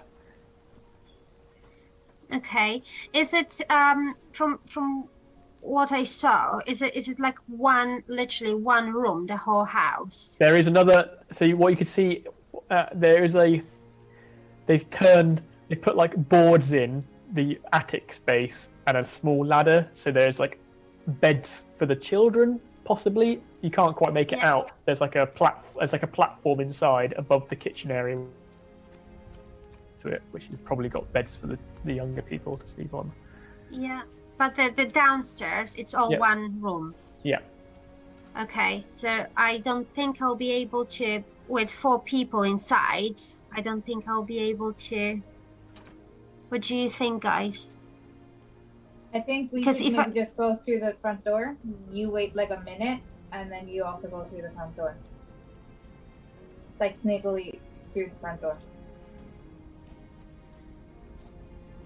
And so with 4 people, it will be difficult, and I'm kind of afraid that if they spot me, they wouldn't want to talk to you. You know what I mean? Mm-hmm. Yeah. If there was like another room that I could sneak through, then that's a different case. Let's just go together then. Well, you could come with us and then like just disengage, like hide, and then just look for the bathroom if they see. Okay, so I'm going to hide now, and I'm going to try sneak behind your like backs, maybe. Okay. Yep. Okay. Yeah. So roll me a stealth check before they kind of knock on. So they're going to kind of stand in front of you as they begin to knock on the door. 22. Nice roll. So you're kind of you believe you're hidden as well as you can behind the large kind of imposing form of Mauni. You're kind of not sure what's scarier, hiding behind the wolf or trying not to be spotted at all. As this kind of wolf looks over its shoulder and looks at you, kind of hiding behind its large body. And Jackson, you kind of knock on the door and push. You knock on the door and wait for an answer. Yeah. Okay. So you knock on the door, and a voice comes back to you. No, sorry, we're busy. Please go away. I'll just say Father Lucian sent us. What does that old coot want now? We need your help. Help with what? Who are you? Open the door and we'll tell you. So he comes. The door opens a crack, and a boy not far off your height is looking back at you. And he kind of doors kind of a little bit open as he's kind of peeking through it to you, and in his other hand he's got a shovel. I'll show him my holy symbol, and say, "We come as friends." Make me a persuasion check. Oh, that was almost a natural 20. Oh, 6. 6. I don't know who you are. What do you want? My name is Jax. This is Ty. We just wanted to ask you some questions about your day's work yesterday. Right, I up the church digging graves. You are Father Lucian. He tries to close the door. I'll put my hand in the way. Oh, May we Hey, please come in and talk to you? he meets like the resistance of you putting your hand against the door. Look, I'm not sure what you want, but I can't help you. Please, let me feed my brother and sister. I've got to go to work. well, yes, that's why we're here. I'm going Because to of your peek work. through the window again. Yeah. Are they all like engaged in what's going on by the door, or? Yeah, the little kids are like, "Who is it, brother? Who's come to see us?" Mother. Okay, I'm going to try and Mother, sneak mother. through the window in the back. Yep. Okay, so yeah, you kind of climb up to the window at the back, and Ty, you can see the kind of window open, and the small form of Fox drops into the room. At the moment, all their attention is focused on Jax. The kind of thing under the covers struggles. The woman kind of looks over at you, Jax, and says, "Oh, please leave us. Please be gone." She starts coughing. Milovich, we're here to help your mother. You can help her. Well, yes. Why else do you think Lucian sent us? And he kind of looks at you strangely again. So you can make me another. You can make me another persuasion check. This time you can make it with advantage. Okay. Persuasion. 18? 18. Well, if you can help Mother, please come in. And he opens the door as this lady's coughing and spluttering. Oh, before you, where is Fox as he's about to let Yeah, us? is there anywhere that I can hide, like a box or like a chest that I can hide behind? You could, yeah. There is like a kind of trunk you could try and get behind where the clothing's kept in. So with that roll you rolled before, you're able to kind of dip in behind there. Okay. Do I see anything that they, what's there? Like, what kind of hiding places like that they could hide those bones in? Yeah, there is pretty much in this room a kind of stove on. Well, it's more like a fire with a little stove top on top of it, which just like a small chimney that goes out the top. There's a couple of rickety cupboards. The box you're currently hid behind, a table with 4 chairs, a straw mat on the corner which the mother's lying on, a dirt floor, a ladder leading up to a wooden platform, which you can kind of make out there's more straw beds on there as well. Okay. Okay, I'm going to let them talk to the boy and mother. Milovich, before we step in, I would just want to warn you that I have a friend. That means you no harm. And he kind of looks past Jackson and you, and he's like, oh, he kind of steps back a little bit scared, almost Don't worry, almost like don't worry. frozen. I have trained him very well. He's a house pet. Pet? Yes. A wolf as a pet? Oh, I'm not letting that thing in here with my brother and sister. I will tell him, Mounty, sit. Okay, so Mounty sits down And just guard the place. and he kind of sticks his tongue out and pants a bit, and then kind of goes, "Ooh." like whinges under his whinges a little bit as he realizes you're leaving him outside.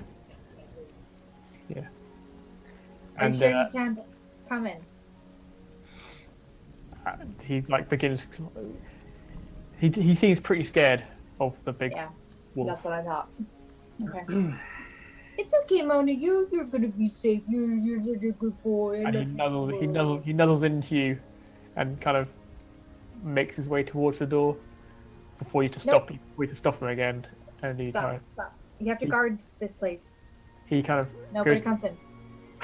under his breath, and then like sulks. He like kind of turns around, sulks and turns around like as he looks the other way, and then just lays down in the mud. Okay, let's go inside.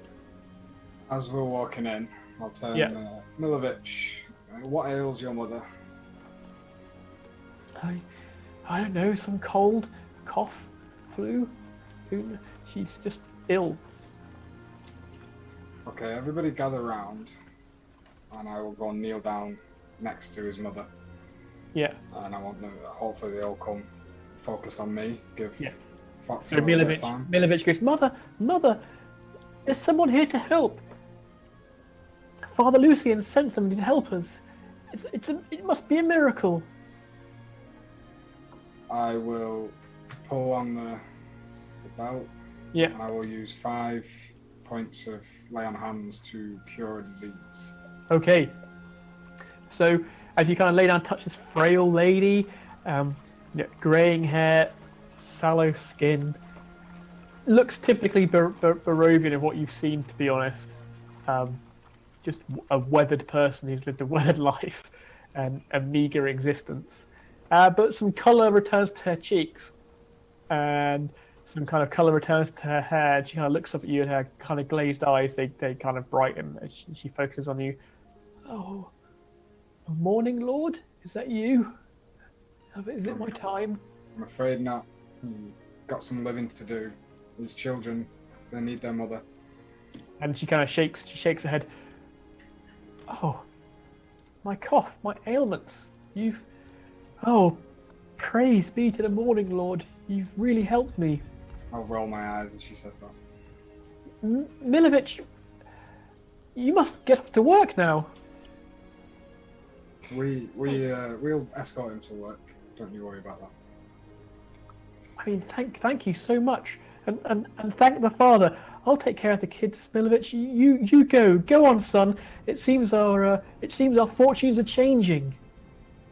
Okay, so when everyone is busy, like with their obviously miraculously, I'm going to have a peek in the chest that I'm hiding behind.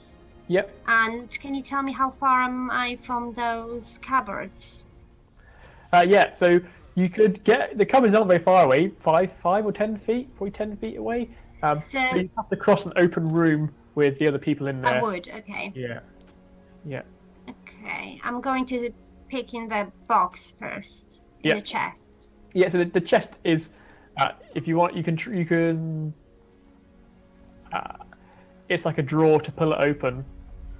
Again, you have to kind of go round to the front of the chest and open it. It's going to be difficult to do out of view. Okay. It's a difficult room to do anything stealthily because unfortunately you're not invisible, and it's a very small room full of people at the moment. Okay.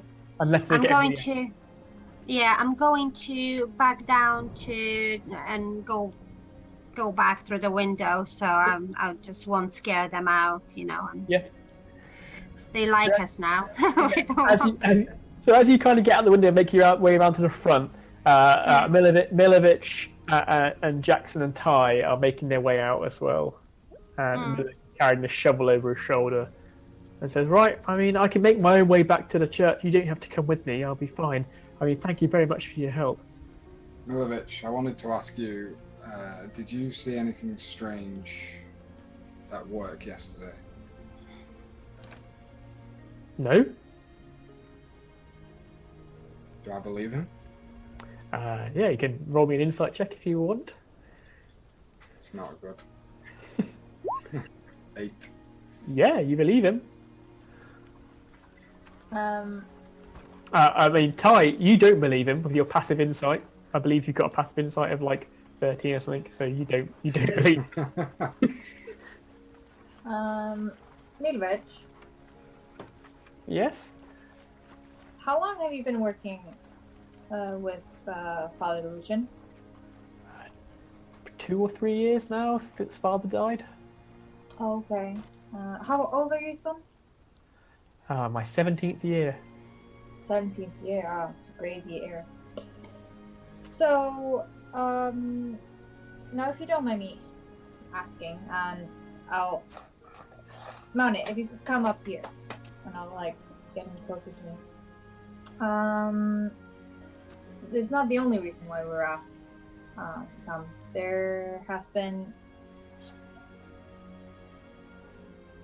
a burglary, and you were the man that we were asked to talk to because you would obviously have the most and best intel because you're the groundskeeper, correct? Yes. Yes. So, how do you think they did it? Oh, look, fine. I had to do it. I needed the gold. Okay. That Why? to feed my brother and sister. They're starving. I get But paid you have a job. Ben- Do they pay you not that well? not as well as I was offered from Henrik. He paid me enough to feed the family for weeks. Who is Henrik? Henrik van der Voort, he runs the coffin shop in town. He told me to do it. Coffin? Yeah. How did Well- he know about the bulbs? How do I know? Honestly, that's all I know. He gave me some coin, and look, I'm really sorry. I'm really sorry, and thank you so much for helping Mother. Have you already handed the bones to him? Yes. Do I believe him? Yeah, you did insight check as well.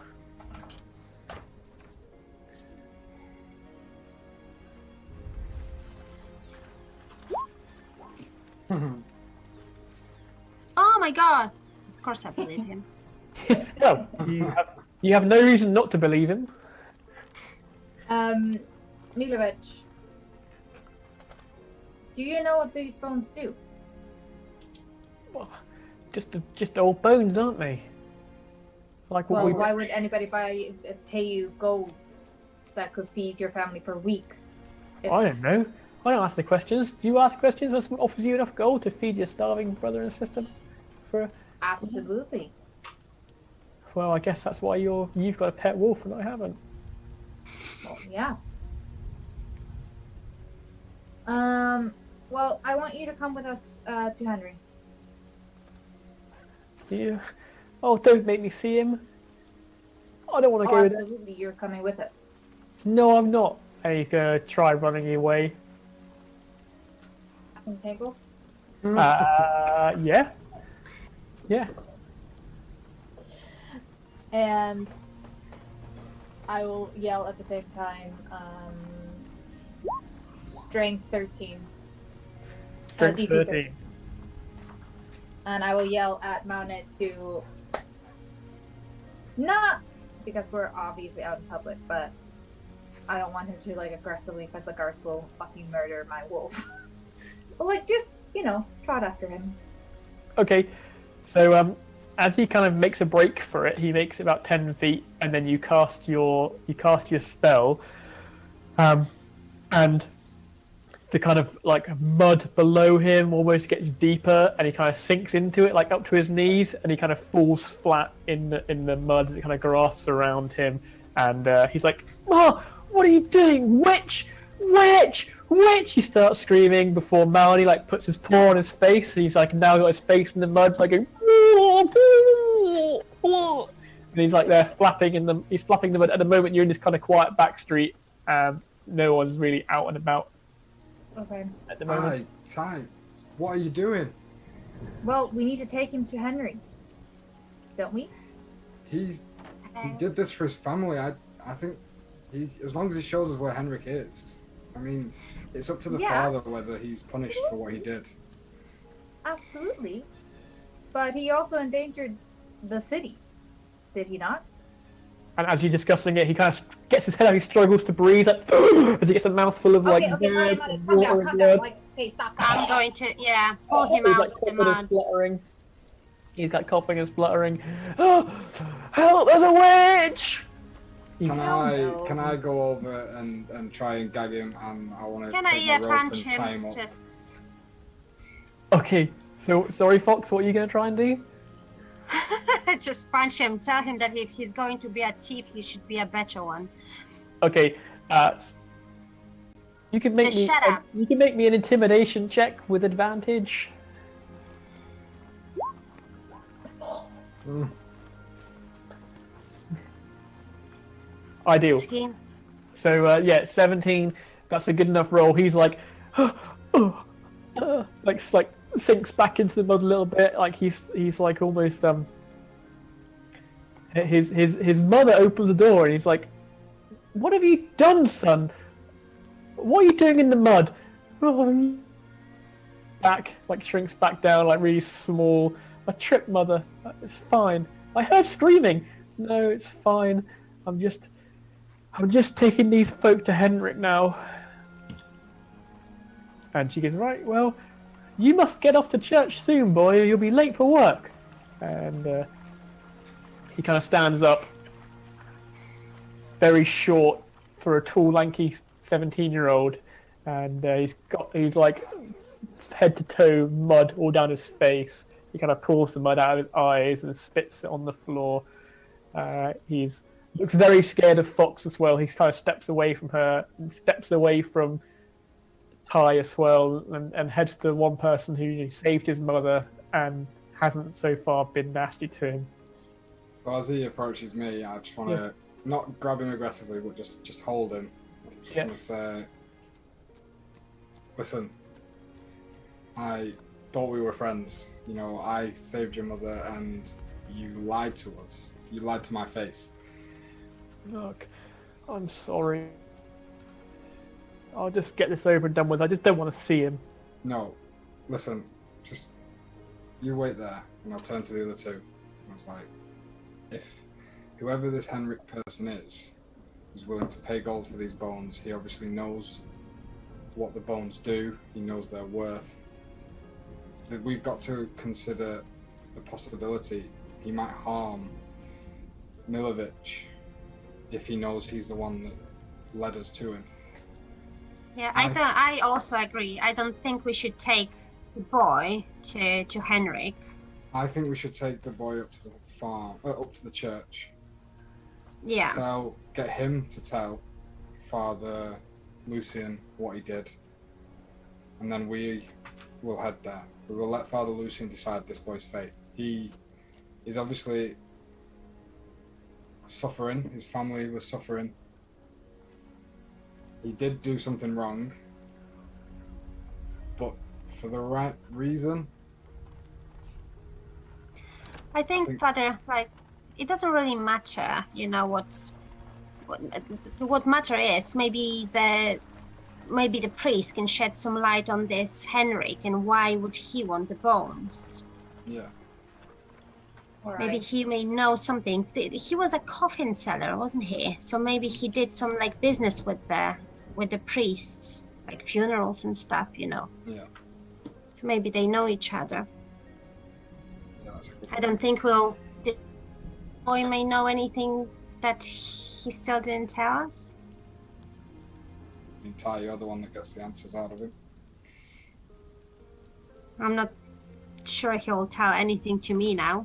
You get the impression he's probably told you everything he Yeah. knows. Yeah. Yeah, let's get him to Father. What's his name? Florian Lucian. Lucy. Yeah, let's get him cleaned up and back to work. He doesn't have 9 eyes, does he? No. He begins stomping off through the mud, depressed, as he makes his way. "What happened to you, lad?" says one of the guards as he passes by. "Oh, nothing, I tripped." As he kind of makes his way back to the church. And you make your way back into the churchyard, and Father Lucian's there. "Hello, son. Best get back to work, eh, Milovich? We'll have a word later on, I think. Yes." "Yes, Father." And he kind of he wanders off round the back of the church. Father Lucian, we decided it would be. Have you got the better for bones? you- No, not yet. We have a lead. I've lost his name. Henrik, Henrik, Henrik. that coffin the dude. coffin seller, apparently paid Milovich to steal the bones to feed his family. Now, we decided it was up to you to decide what happens to Milovich. He works for you. He did this. Yes, this was a terrible deed, but he did it to feed his family. Oh, I mean, yes. I mean, he's done a terrible thing, but I don't think the boy realised the magnitude of what he's done, which isn't his fault. But why would Henrik? Why would anyone here in Vallaki want to steal these bones? I don't understand it. That's what we were hoping you Okay, could tell so us. you said that no one knew about the bones apart from you and Milovich. Correct. So how do you think Henrik might have found out about them? You have to ask Henrik. Is he a dodgy dude? Because Henrik- Milich really did not want to meet up with him. I mean, he makes the coffins. He's, always in business, but no one wants to be, not the business you want to be in, is it? If you're the person you buy your coffins from, it's, yeah, he's a strange fellow. Not the best carpenter I've ever seen, but he makes a coffin, keeps himself to himself.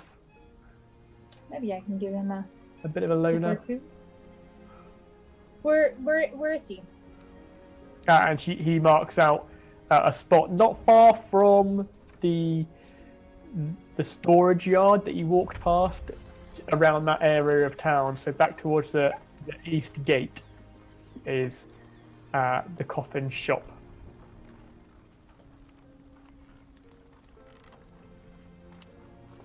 Okay, shall we Yeah, let's be go. on our way then? Mm. So you head back towards the coffin shop, and as you're walking Yep. through town, there is a finely dressed lady on a horse riding through town, going, "The festival's in 2 days' time," and she's like throwing leaflets out of her hand. "The festival of the blazing sun. It'll be a great day of celebration. A message from your Baroness." So, You're not sure? Oh. She looks very well dressed, and she's flanked by 2 guards and 2 large mastiff dogs. You get the impression it's probably Yeah. the Baroness. Yeah. yeah. And there's some kids like picking up the papers, like "Yay!" And there's people, people are out here like clap, like slow clapping her, and she's putting on this smile.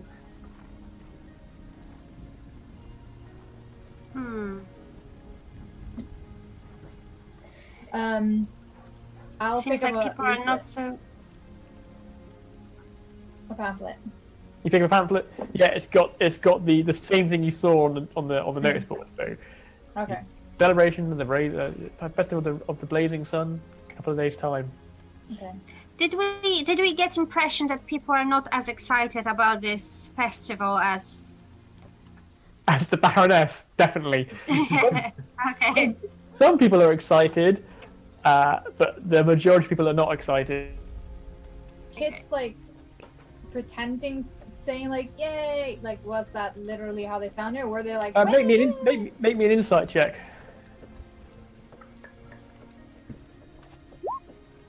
14. 14. Yeah, some of these children have got forced smiles Gotcha. Okay. Right. Well, this is a party town, I see. So, coffin shop? Yeah, eventually you make it. Eventually, you make it to a two-story building that has a sign shaped like a coffin above the front door. And Must be good. all of the windows shutters are closed up tight, and a deathly silence surrounds the establishment.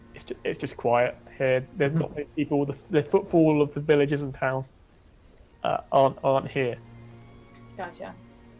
How, like, is it like super fucking early? Like, is it 6 in the morning or? Oh no, it's late now. By the time you fiddled around, it's probably like Yeah. 9 o'clock, 10 o'clock. It's probably 10 a.m.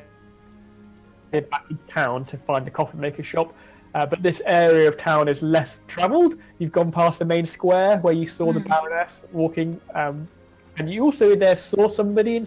You saw a man in stocks. There's a man in a set of stocks in the town square, which is interesting. Some kids were throwing some tomatoes in. Classic, absolute medieval classic. As you made your way to the coffin shop, but this area in particular is a bit out. You have to kind of walk behind the kind of storage yard to get to the shop, and there's just nobody around, and it's just quiet, very quiet. So does the shop look like an actual shop that you can walk in? Yeah, or there's a front door. There's a front door with a sign above Yeah. it, which has got a coffin on the sign, but all the windows are shuttered and boarded. Even the front windows and. Yeah, it looks closed. Yeah. Okay. Okay, so it looks like I'll it's. just go and knock on the it's door. cool. Hello? I'd like to buy some coffins. Multiple. We're closed. Go away. You don't want my money? Go away. Leave me alone. I'll just. Is this Henry? Please leave now. I'll gesture Ty to one side, and I'm just gonna kick the door in. Oh.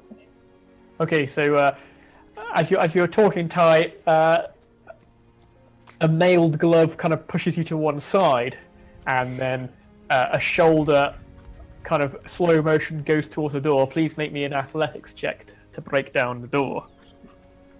One thing I'm good at. Please roll well. Okay. 19. Ideal. Yay!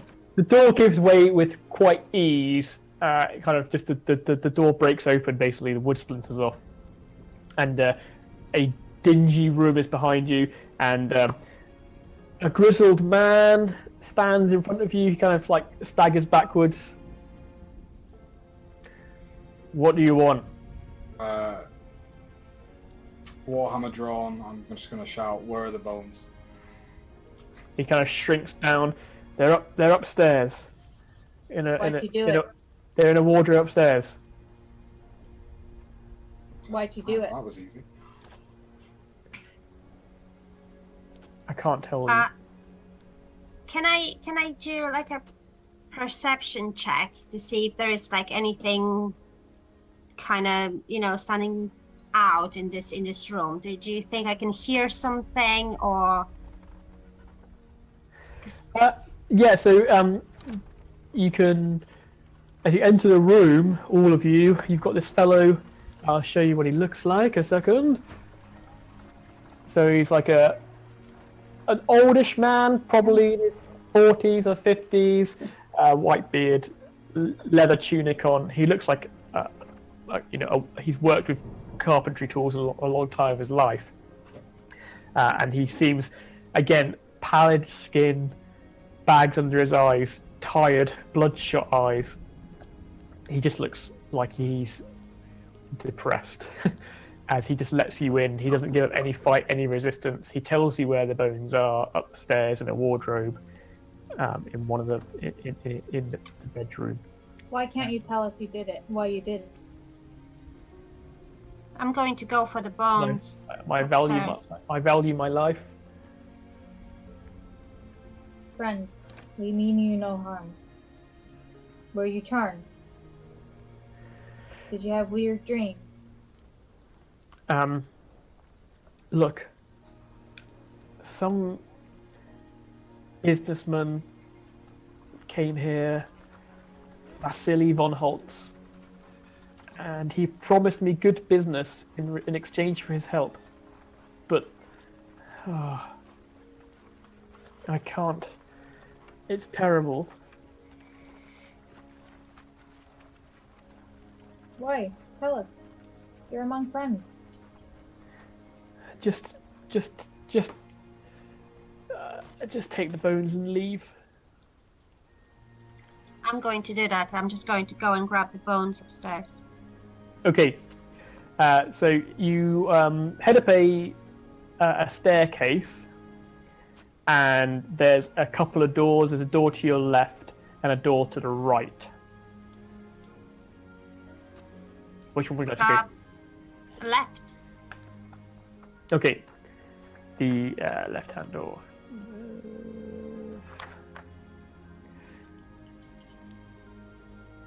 So this is a large room strung with cobwebs. It's full of wooden planks and several crates marked junk on them. Does it look like someone was in this room recently? Make me a survival check. Survival.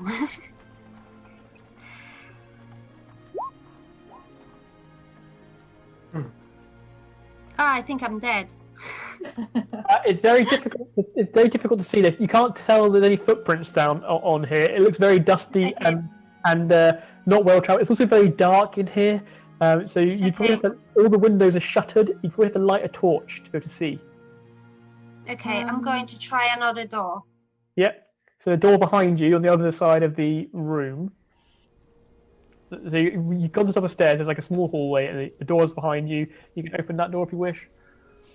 Mm-hmm. Yep. And this leads into a small kitchen-like area.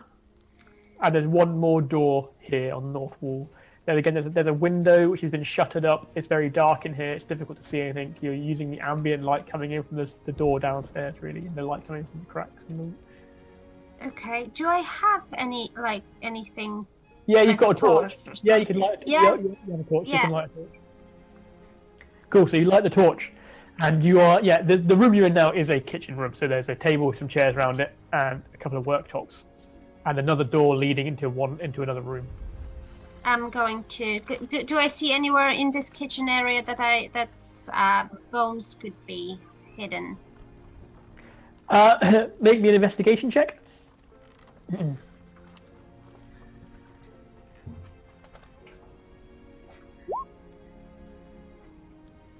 16.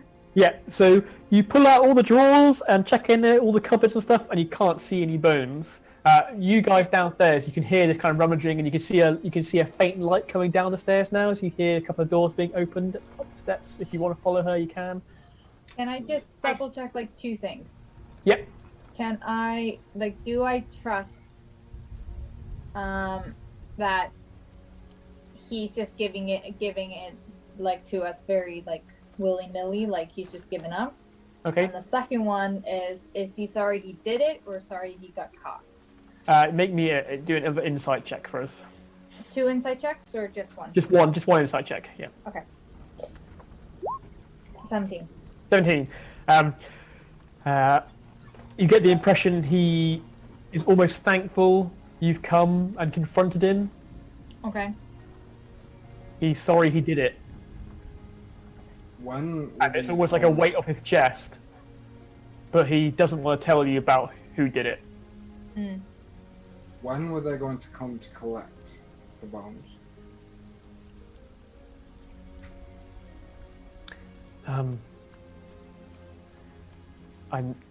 I'm not sure what you mean. Well, they asked you to get the bones, correct? Did they not want them? No. They just wanted them out of the church. When was this? A week ago, 10 days maybe? The bones were stolen the night before, is that right? Or... Yeah, the bones have been... Well, the father, he last saw them 3 days ago. Okay. Where exactly are they in the house? Jax, can you sense them? I assume it's been well more than 10 minutes, but I will cast it again to see if it works, because I'm curious too. So, detect evil. Okay, you get a ping from above you. I'll just follow it. I'll go upstairs and follow the sense. But is it an evil one or a good Yeah, one? so you can you know if there's an aberration, elemental, fiend, undead. Okay, so you know there's undead near you, and a consecrated item. Ty, come on, and I will rush to where I see the light. I'll ignore the pin for now to get to Fox as fast as I can. Yeah, so Ty, as you're kind of reading Henrik's face, you hear the kind of mutterings of prayers to Ilmater, and you hear the kind of telltale drip of blood in kind of like dripping onto the wooden floor, and then suddenly Jax just like goes charging off the stairs. Oh, I just follow him. Yeah, cool. So you both follow up with stairs, and you see two open doors. The light's coming from the right-hand side, and then there's a door to the left. Where's the pin coming from? So the sense of undead is coming from directly behind the stairs where you've entered. So let's just show you on here. So I don't know how well you can see that. Yeah. So you guys are here at the top of the stairs. Mm-hmm. Fox is in here. Mm-hmm. And you get the sense it's coming from this area here. Okay. The undead. And this was the area Fox had already been in. Fox had poked her head in this room, seen it was pretty much empty and full of cobwebs, and no one had been in here, and then she'd left again. Okay. And it was very dark. So I'll rush into Fox, and as Ty comes, I'll explain, guys, the bones are here, but I also got a sense of someone dead. I don't know if these creatures are guarding the bones, but they're in the other room. Okay. Have I found anything in the kitchen? Nothing in the kitchen. He told you they'd be in his wardrobe, the bones. Okay. Sorry, he said they're in a wardrobe. So Yep. did he say that these bones are in this room with cobwebs? No, they said they're in his wardrobe upstairs. He didn't tell you specifically where. Okay. I'll point in the direction. I'll say the bones are over there, and so is something undead. So the undead thing, as you're in this room, the consecrated item is quite close at hand to the room, just off from the door you haven't been in basically yet. Oh, okay. Yeah. Okay. The consecrated item, and then the sense of undead is a bit further away. So you're kind of. Let's move on. just get the bones and then take care Yeah, of this. I'm going I just through want to the- hold the bones. Yep. So you go in through the door, Fox, and inside this room is a window which isn't blocked, so a bit of light's filtering through into this room. This is Henrik's bedroom, and there is a wardrobe. Here you can see Okay. that. Is there anything else in the room apart from bed and wardrobe? There's a bed, small table, kind of a reading chair, a fireplace, a tape.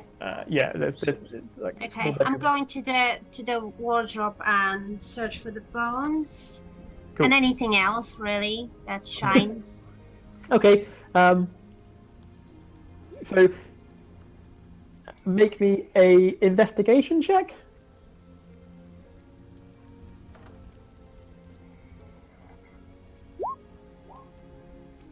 Ten? Okay. Takes you a bit of time.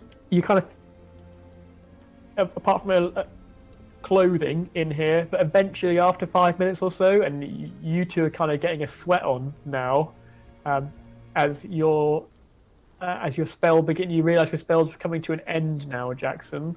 As the amount of time it's taken Fox in here with that investigation check to find a secret compartment at the bottom of the wardrobe, and in that secret compartment, you find a small sack containing some bones, and another sack containing some coins. So I had to go in to find the compartment, or did she find that? You found it eventually, but it took some time to find it because of her investigation check was so low. You could sense this item, but she couldn't work out where it's coming from because there's a secret compartment. She couldn't understand where it was, but she found out where it is. But it took kind of 7 or 8 minutes to discover it. Okay, I'm going to grab the both little sacks, and Okay, let's go. I've got it. We can go. Do we want to can we sneak out of this place without running into this undead thingy? I wanna or see the is undead. it I want don't feel to. comfortable leaving this thing here. I just go charging into the room. Okay. Try and get as close to her as possible and not let her run ahead again like last time. Yeah. Cool. So I'm going behind them too. okay, so you're going behind them with your torch lit into this dark room full of cobwebs and lots of storage boxes and planks of wood. And as you enter the door, the light from the torch lights up the room with kind of an eerie red glow and these kind of dark shadows playing off the walls. That's all you see. You don't see anything apart from a large storage room with some boxes in it. Can I? And you'll get sorry, Jackson. Your ping is coming from the far end of the room, about 30 feet away from you. Not even 30 feet. About 20 feet away from you. Fox, can I borrow the torch?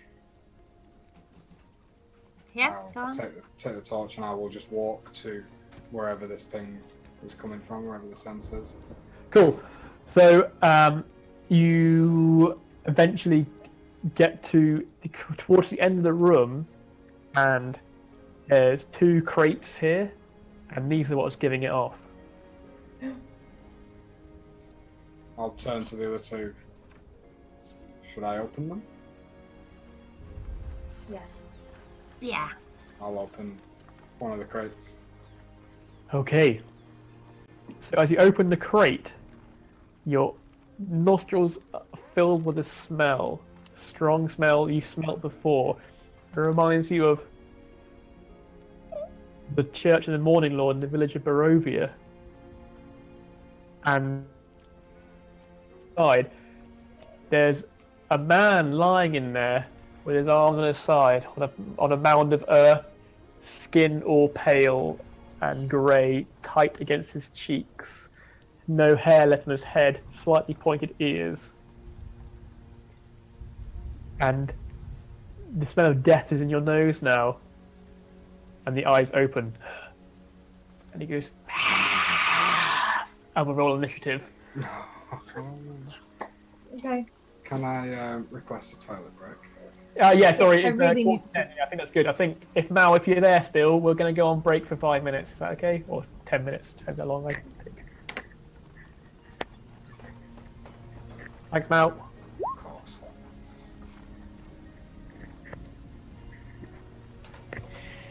I'm trapped in the mic.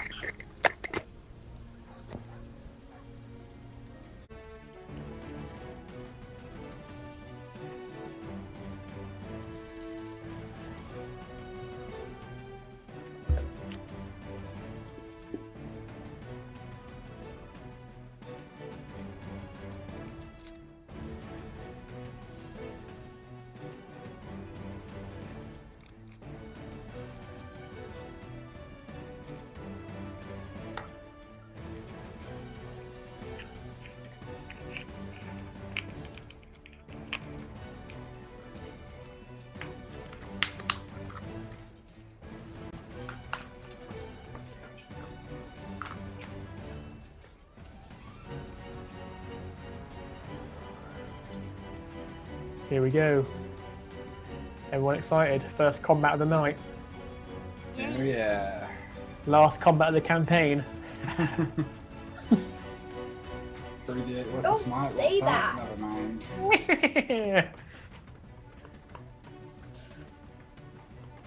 Cool. Like that. So, welcome back.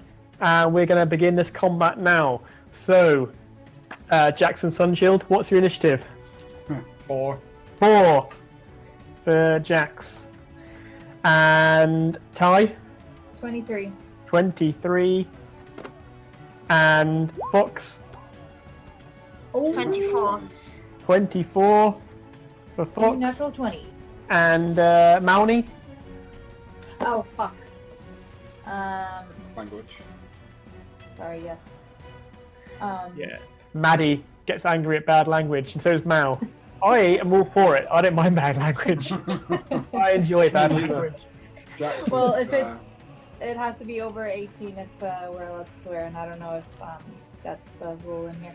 So what am I? Initiative +2. So let's do it, baby. Oh, 21. 21. Bloody hell. 21 for Mounty. Okay, Fox, you're up. As you see this Jackson kind of lift the lid in this box, and he kind of almost takes a step backwards, scared, as a hand comes over the side, and a humanoid kind of sits up in it and goes, and stares at Jackson. It's your turn. Is it too late? Has it noticed me, or can I still go into in a sneak mode? Do you want to try and hide? Yeah. Cool. So you can make me a stealth check.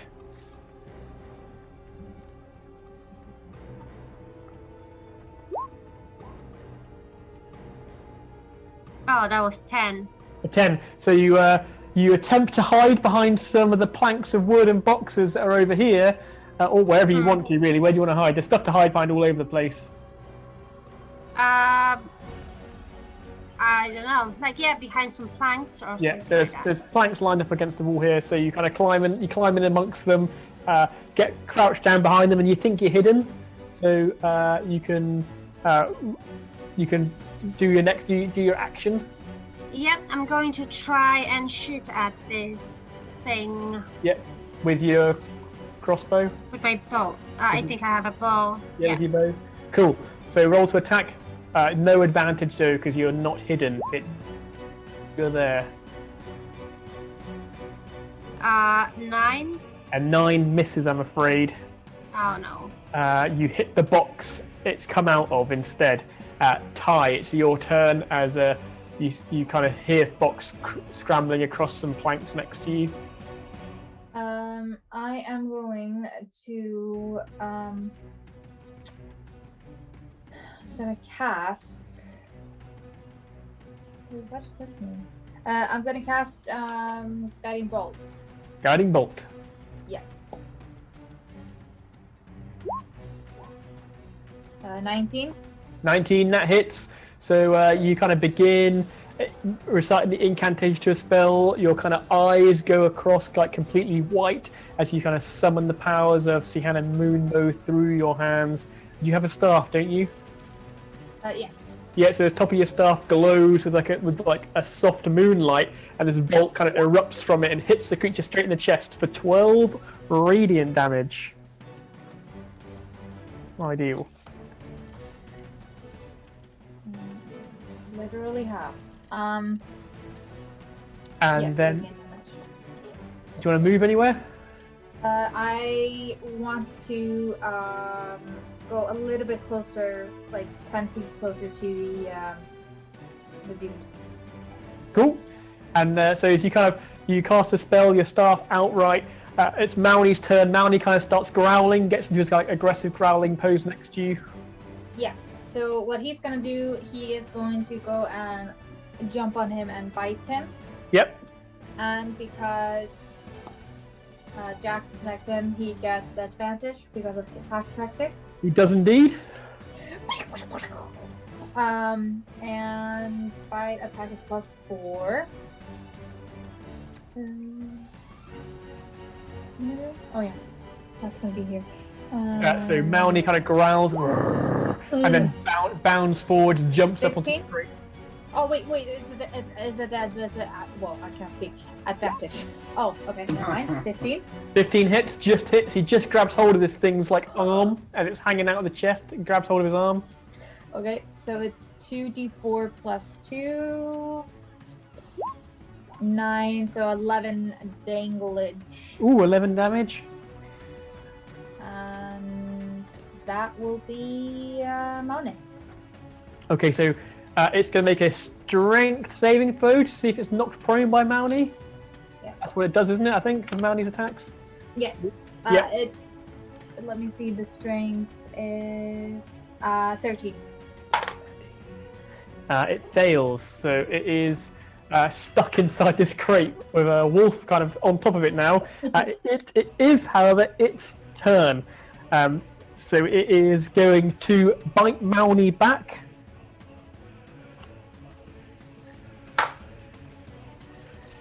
What's Malny's AC? 13. Okay, so he hits with his first attack. Stu, I would like to use my reaction to intercept Okay, the attack. cool. So I reduce the damage by 1d10 plus 2. Okay, so as he kind of bites into the wolf flesh, Malny lets out a howl as he takes. Sorry. 6.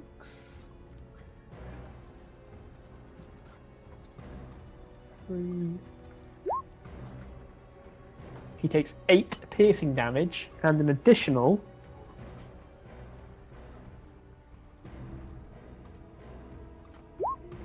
5 necrotic damage. I reduce the damage by 5. And the damage is reduced by 5. Okay, so he's just on 8. Cool. And then he's going to claw across Jackson's chest with his clawed hand. Oh, he's at disadvantage because he's a defender. Cool. And he misses. Thank brothers. So that was both of your reactions, wasn't it? That was Malny and Thingy's reaction. Yeah. Okay. And as that vampire attacks you, it lets out a scream to your left. Another box pops open, and another one emerges. Another scream, kind of a woman, again all like pale skinned, bursts out of the chest, perches on top of it, and lets out like a scream, like "Ah! Leave this place or die!" And we're on Jackson's turn. Okay, I'm gonna club him with my warhammer. 20. 20 hits, so you bring down the hammer, hits this creature stuck in its thing. 12 damage, max damage. Nice. 12 damage. It is looking rough already.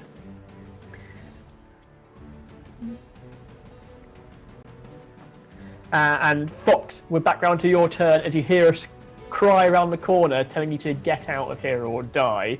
And you see the rest of your party engage with one of these burst out of the box in front of Jackson. I'm going to try and finish this first one, so I'm Okay. going to shoot at him again. Yep. And it's 20. That hits.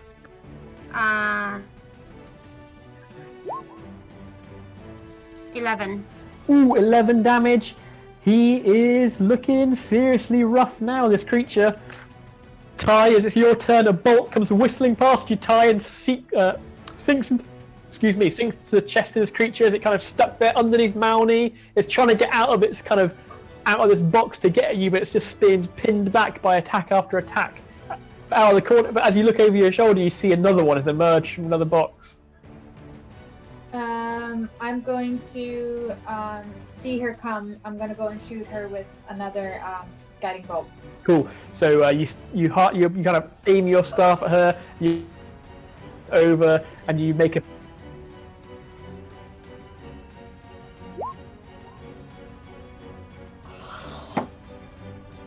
Or Ten. was that the hit? That is a yeah. miss. That is a miss, unfortunately. As the guiding bolt gets close to her, it just disappears into kind of gloom and darkness and dissipates around her and doesn't make any impact on her whatsoever. It's Mauni's turn. Fuck. Okay, well, Mauni is gonna motherfucking bite him again. Come on, Mauni. Again, that's +4. 17. You got advantage again because you're attacked. Oh, okay, well, 17. Yeah, it hits. He hits, so he kind of bites down again. Yeah, and that's 2d4. 2d4. Wait.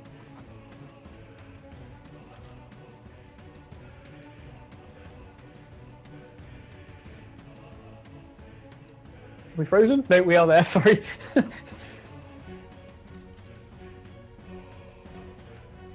Sorry. Fuck. Okay. I accidentally did 4d4 for his previous one. Don't worry about it. Okay. Shit. Sorry, I just noticed you rolled pretty bad, so it's only like rolling a good Yeah. roll. that. Okay, so 7. 7 damage. Okay, so Mauni, he kind of is on top of this creature. Jackson's pummeling it from the side, and Mauni growls, roar, and he clamps his jaws around its throat and just tears, and he rips out the throat of this creature, and there's like black blood sprayed everywhere, all across Jackson's armor and all over the jaws of Mauni as he kind of growls and turns his attention to this other creature now. It's on the other side. Does he want to move at all? Yes, he would want to move towards Thingamajig. This one? Yes. Yeah. So 5. So you can make it all the way there if you want him to? Yeah. Cool. So then Mauni kind of just... Mauni, he leaps off the crate over Jackson, brushing the ceiling of the building as he kind of bounds across the ground and like growls to engage this next creature that's burst out of this chest. We're on to its turn as the other one now lies limp below you, Jackson, kind of splayed out of this box. Blood everywhere. You're kind of a little bit in shock as you've seen this once docile wolf now go into like attack mode, and it is going to make a claw attack against Mauni. Oh, a critical hit against Mauni. Hey! So that is 8, 11, Okay. and it is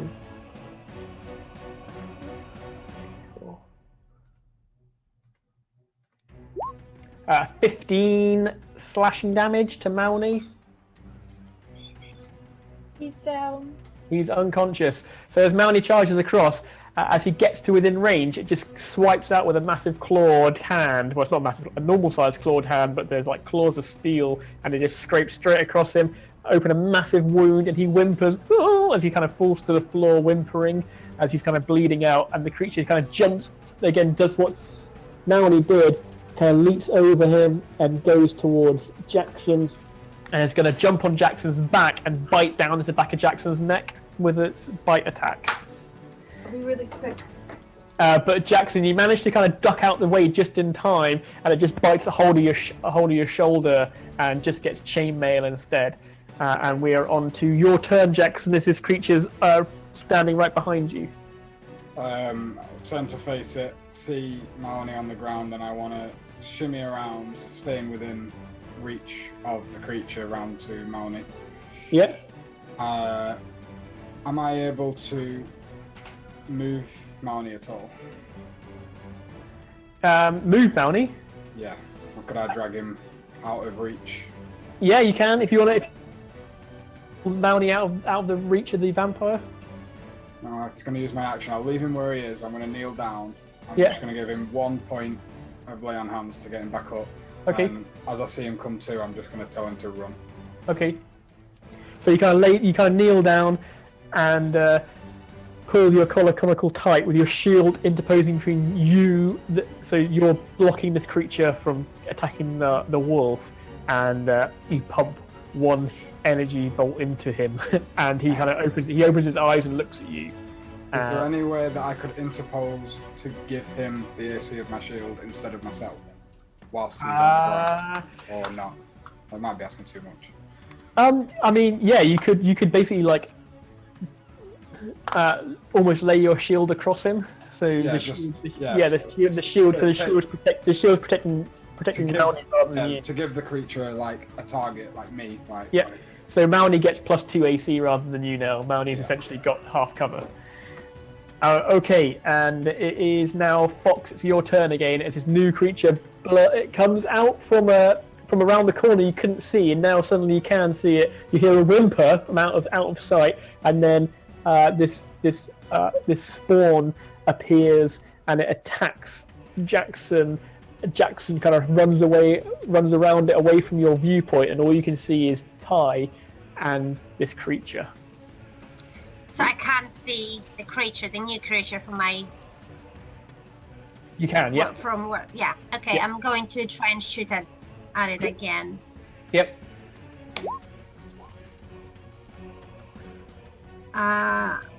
12? 12 misses, I'm afraid. The bolt kind of, the arrow hits into the floor just in front of the creature, and it looks around and sees you and goes, yeah! Kind of horrible noise comes out of his mouth as its attention is drawn by you. Ty, it's your turn as you see Mounty fall to the ground limp, blood gushing from his wounds.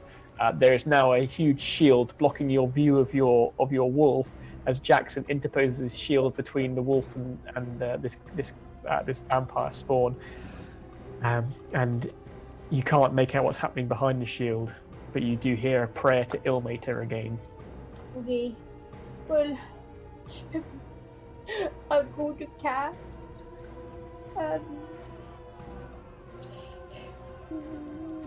I'm gonna cast fire, produce flame, and I can throw it at them. Yep. 14? 14 hit. Oh no, 14 just misses. Ah! Sorry. Okay, I'm just gonna try, because I don't know how long the shield is, if it's just like one action or like it's gonna stay there for really long. I'm gonna go like super close to her to make sure that she will hit me before she hits my baby. Okay. So you get into within range of the creature, and it's Mounty's turn. So Mounty comes to, and he hears the voice of Jackson in common, saying something. I don't think Mounty understands common, but yeah, he only understands my common. Yeah. Okay. So he comes too. Mounty comes too. Yeah, he's been lay on hands for 1 point of health. He's back at 1 hit point. Oh, right. Okay. Well. You would have heard me tell him to run. So Mounty comes. You would understand what I said. Mounty comes too, and he sees Jackson with his shield in between you and him, and then he also sees Ty now in combat with this creature. Well, so if I would have known that he was doing a lay on hand, I would have told him to run away. So he will go behind me. Okay. So he's not far away from me. Okay. So actually, no. He's gonna. So he's gonna still stay there. Yeah. But he's gonna be not like super aggressive. He's just gonna stay there. For good reasons. Okay. So he stays. He's not within range of the creature, by the way. So he can move away freely. The creature jumped over him. He's out of 5 foot range of the creature. If he wants to move around, he can. Oh, that's what I kind of wanted. So the creature. Okay, then he'll just stand behind me. He'll stand behind me. So he kind of limps over behind you. Yeah. But still growling at this creature like. Rrr, rrr, rrr. And it's now the vampire spawn's turn, which turns to Jackson and is going to attempt to hit you, Jackson. Misses, and as its claws rake across Jackson, it turns and bares its fangs and attempts to bite down on Ty's chest. And your AC is, I've got it written down here, 16. And the bite, yeah, so it's a 16, so it hits you, just hits you, and you feel these teeth clamp down, like on top of your chest, just here, just below your Am I within 5 feet of Ty or a bit too far? Yeah, you are. Yep. I'll interpose that. Cool. So you can reduce damage by a certain amount in a second. We're just going to roll the damage now. So it is 1d6 plus 3. So you take 5 piercing damage. Were you talking to me? Yep. This is me. Okay, Yep. cool. 5 piercing damage. And 6 necrotic damage. So 11. Yeah. Okay. And your hit point, No. your hit point maximum is reduced by 6 as well. 3. I'll reduce the damage by 3. Cool. Not great. So I can heal myself by 3. Yeah. Okay. Okay. And we are on to Jax. It's your turn. Whack it in the back of the head. Alright. Oh, that was so close. No, 12. 12, it goes wide, I'm afraid. It's just too quick. It just ducks underneath and your kind of hammer swing goes wide. Fox, it's your turn. It seems to be getting a bit desperate in there now, so it's kind of swinging wildly around. And you hear a scream let out from Ty. She's bitten on the chest. Well, we have to kill that creature, so I'm going to shoot again.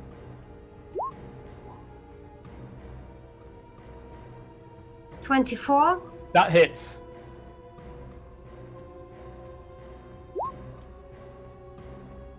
$9. 9 damage. So an arrow comes flying past you again, Ty, and this one impacts the creature in the neck and just hits it straight in the neck, and it lets out a bill as it's struggling to speak now. Cool. And we are on to Ty. It's your turn. I am going again. Produce flame. Produce flame. So you conjure a flame on the end of your staff and you kind of fling it at the creature. Yeah. Fuck! Oh! Didn't swear. Dang it. It goes wide, I'm afraid, and you kind of smolders through some of the kind of crates in the background. Mauni's turn. Mane, so what? How is she looking? Is she like bloodied or? No, she's just that's the first time. It's the first time she's been hit. Ah, why is she so nifty? Well, Maune would attack, even though I don't want him to. He would attack to protect Ty. Cool. Mm. So he comes around and gets to attack with advantage. Yeah. So that is +4. Come here, ma. Call me fucking it. Okay, she's just untouchable, apparently. Okay, 14. Doesn't matter. 14 misses, I'm afraid. Mauni's attacks, he can't seem to get hold of her. She's just a bit too quick, this one. And it is. She is now going to attempt a claw strike against Ty. Disadvantage. Good shout. 17, so that just hits. So you take 2d4 plus 3.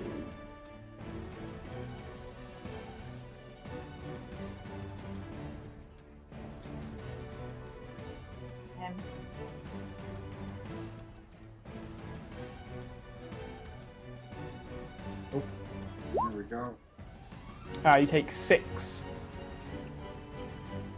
You take 6 slashing damage from the claws. They risk cross each other. Reduced by 6. Reduced by 6.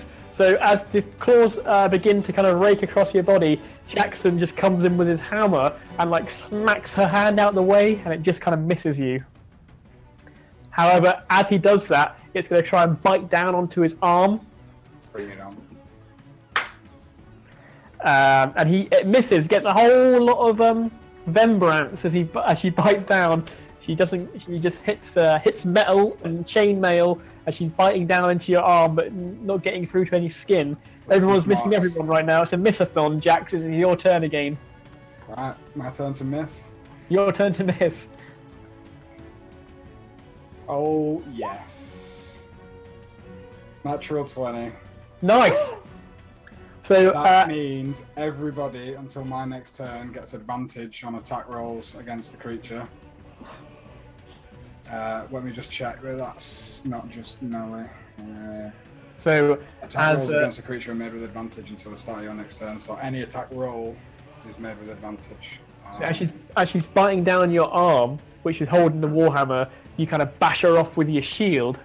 As she stumbles backwards, your hammer comes down quick as you like and just cracks her in the skull really hard, inspiring the rest of your allies around you. So that's 6 plus 8. 14. Yeah. So yeah, you do 8 damage plus a roll plus your modifier. Yeah, so 14. 14. 14 damage. I do.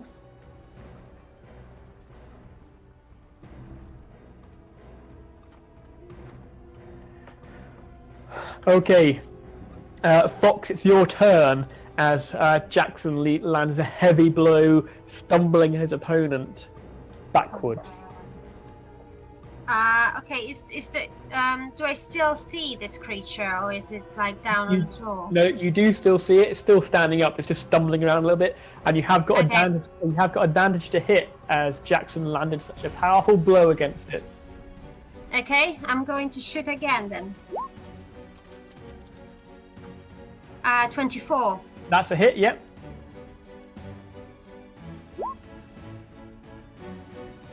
Nine damage. 9. Cool.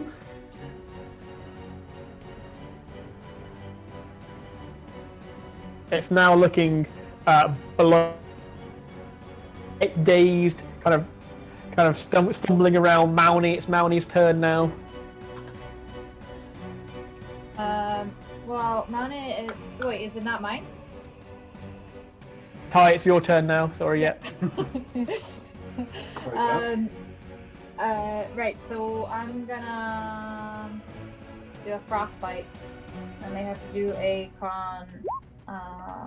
Constitution 13. Fails. Oh wait, oh yeah, it fails. Okay, so 5 damage. 5 damage. Okay, so it's kind of stumbling around. And they have disadvantage on their next weapon attack it makes before the end of its next turn. So as you kind of summon the cold energy, you kind of push your staff into it, and it kind of goes, lets out a cold breath, and its chest begins to freeze a little bit. As now it's Mounty's turn. Okay, he's gonna do his bite of death and get Judy.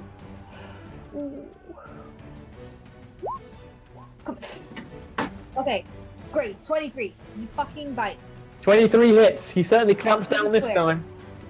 Okay. He just clamps down straight on the side, like on where its kidneys are. He's just clamped down across around its waist from biting down. So 3 plus 2, so 5. 5 damage. Okay, so it is like looking rough. It's looking around, looking for a way out, it seems, and it is going to get away from you and basically smash through this window that's boarded up. Wait, do we do opportunity attacks here or no? You can, yes. Okay. Well. This would be at advantage. It's not my turn, is that right? Yes, your turn. It's not your turn yet. Yes, No, they're all at advantage still. Yeah. Okay. So just Mauni, Ty, and Jackson. 21.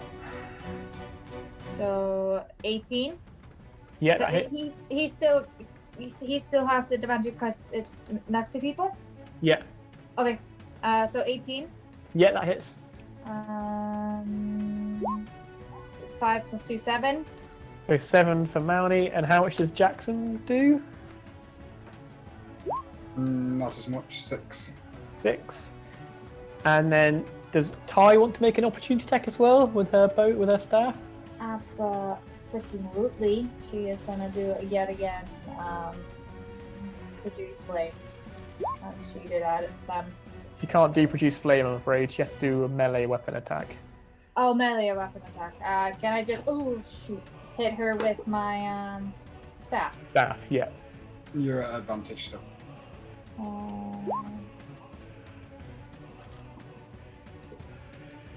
19. Nice. Yeah, that hits. Stop using spells. Use your staff instead. I know. I Until we see the completely damage. forgot. It's like a habit of mine. Using that. 5. 5 damage. Okay, so as the creature makes a break for it to try and run away, Mauni bites down to its leg and pulls it down to the ground. As it says squirming, it's like digging its claws into the floorboards, scraping its way towards the window. Like, no, no, master. Jackson comes down with his hammer and just smacks it in the back, and you hear like a crack of bone and like spray coming out of his back, and his shoulder blades are completely broken, and it's there still trying to worm its way across the floor with one arm now pulling its way across the floor. As Ty comes in with her staff and hits it in the back of the head and just cracks her skull open, and there's brain matter and stuff on the floor as this creature's just now lying there completely still and dead, and the room goes still as we're out of turns. As you're there in a storeroom in a town you thought was safe, next to 2 corpses of the re-dead. They were undead, now they've been slain again. And as we ponder what these creatures are doing here, and what would lead a coffin maker to harbour these evils in his shop, and what made him do this, we'll end tonight's session. So thank you for joining us, for those who have watched us. Thank you very much, Mao, for hosting us. And sorry we were late, but I hope you enjoyed us, the International Dungeon Crawlers, playing Curse of Strahd. And join us again in 2 weeks' time when we see what was going on here in this coffin shop. So thank you very much. Thanks, Stu. Thank you. Bye-bye. Thank you. Bye. Bye. Bye.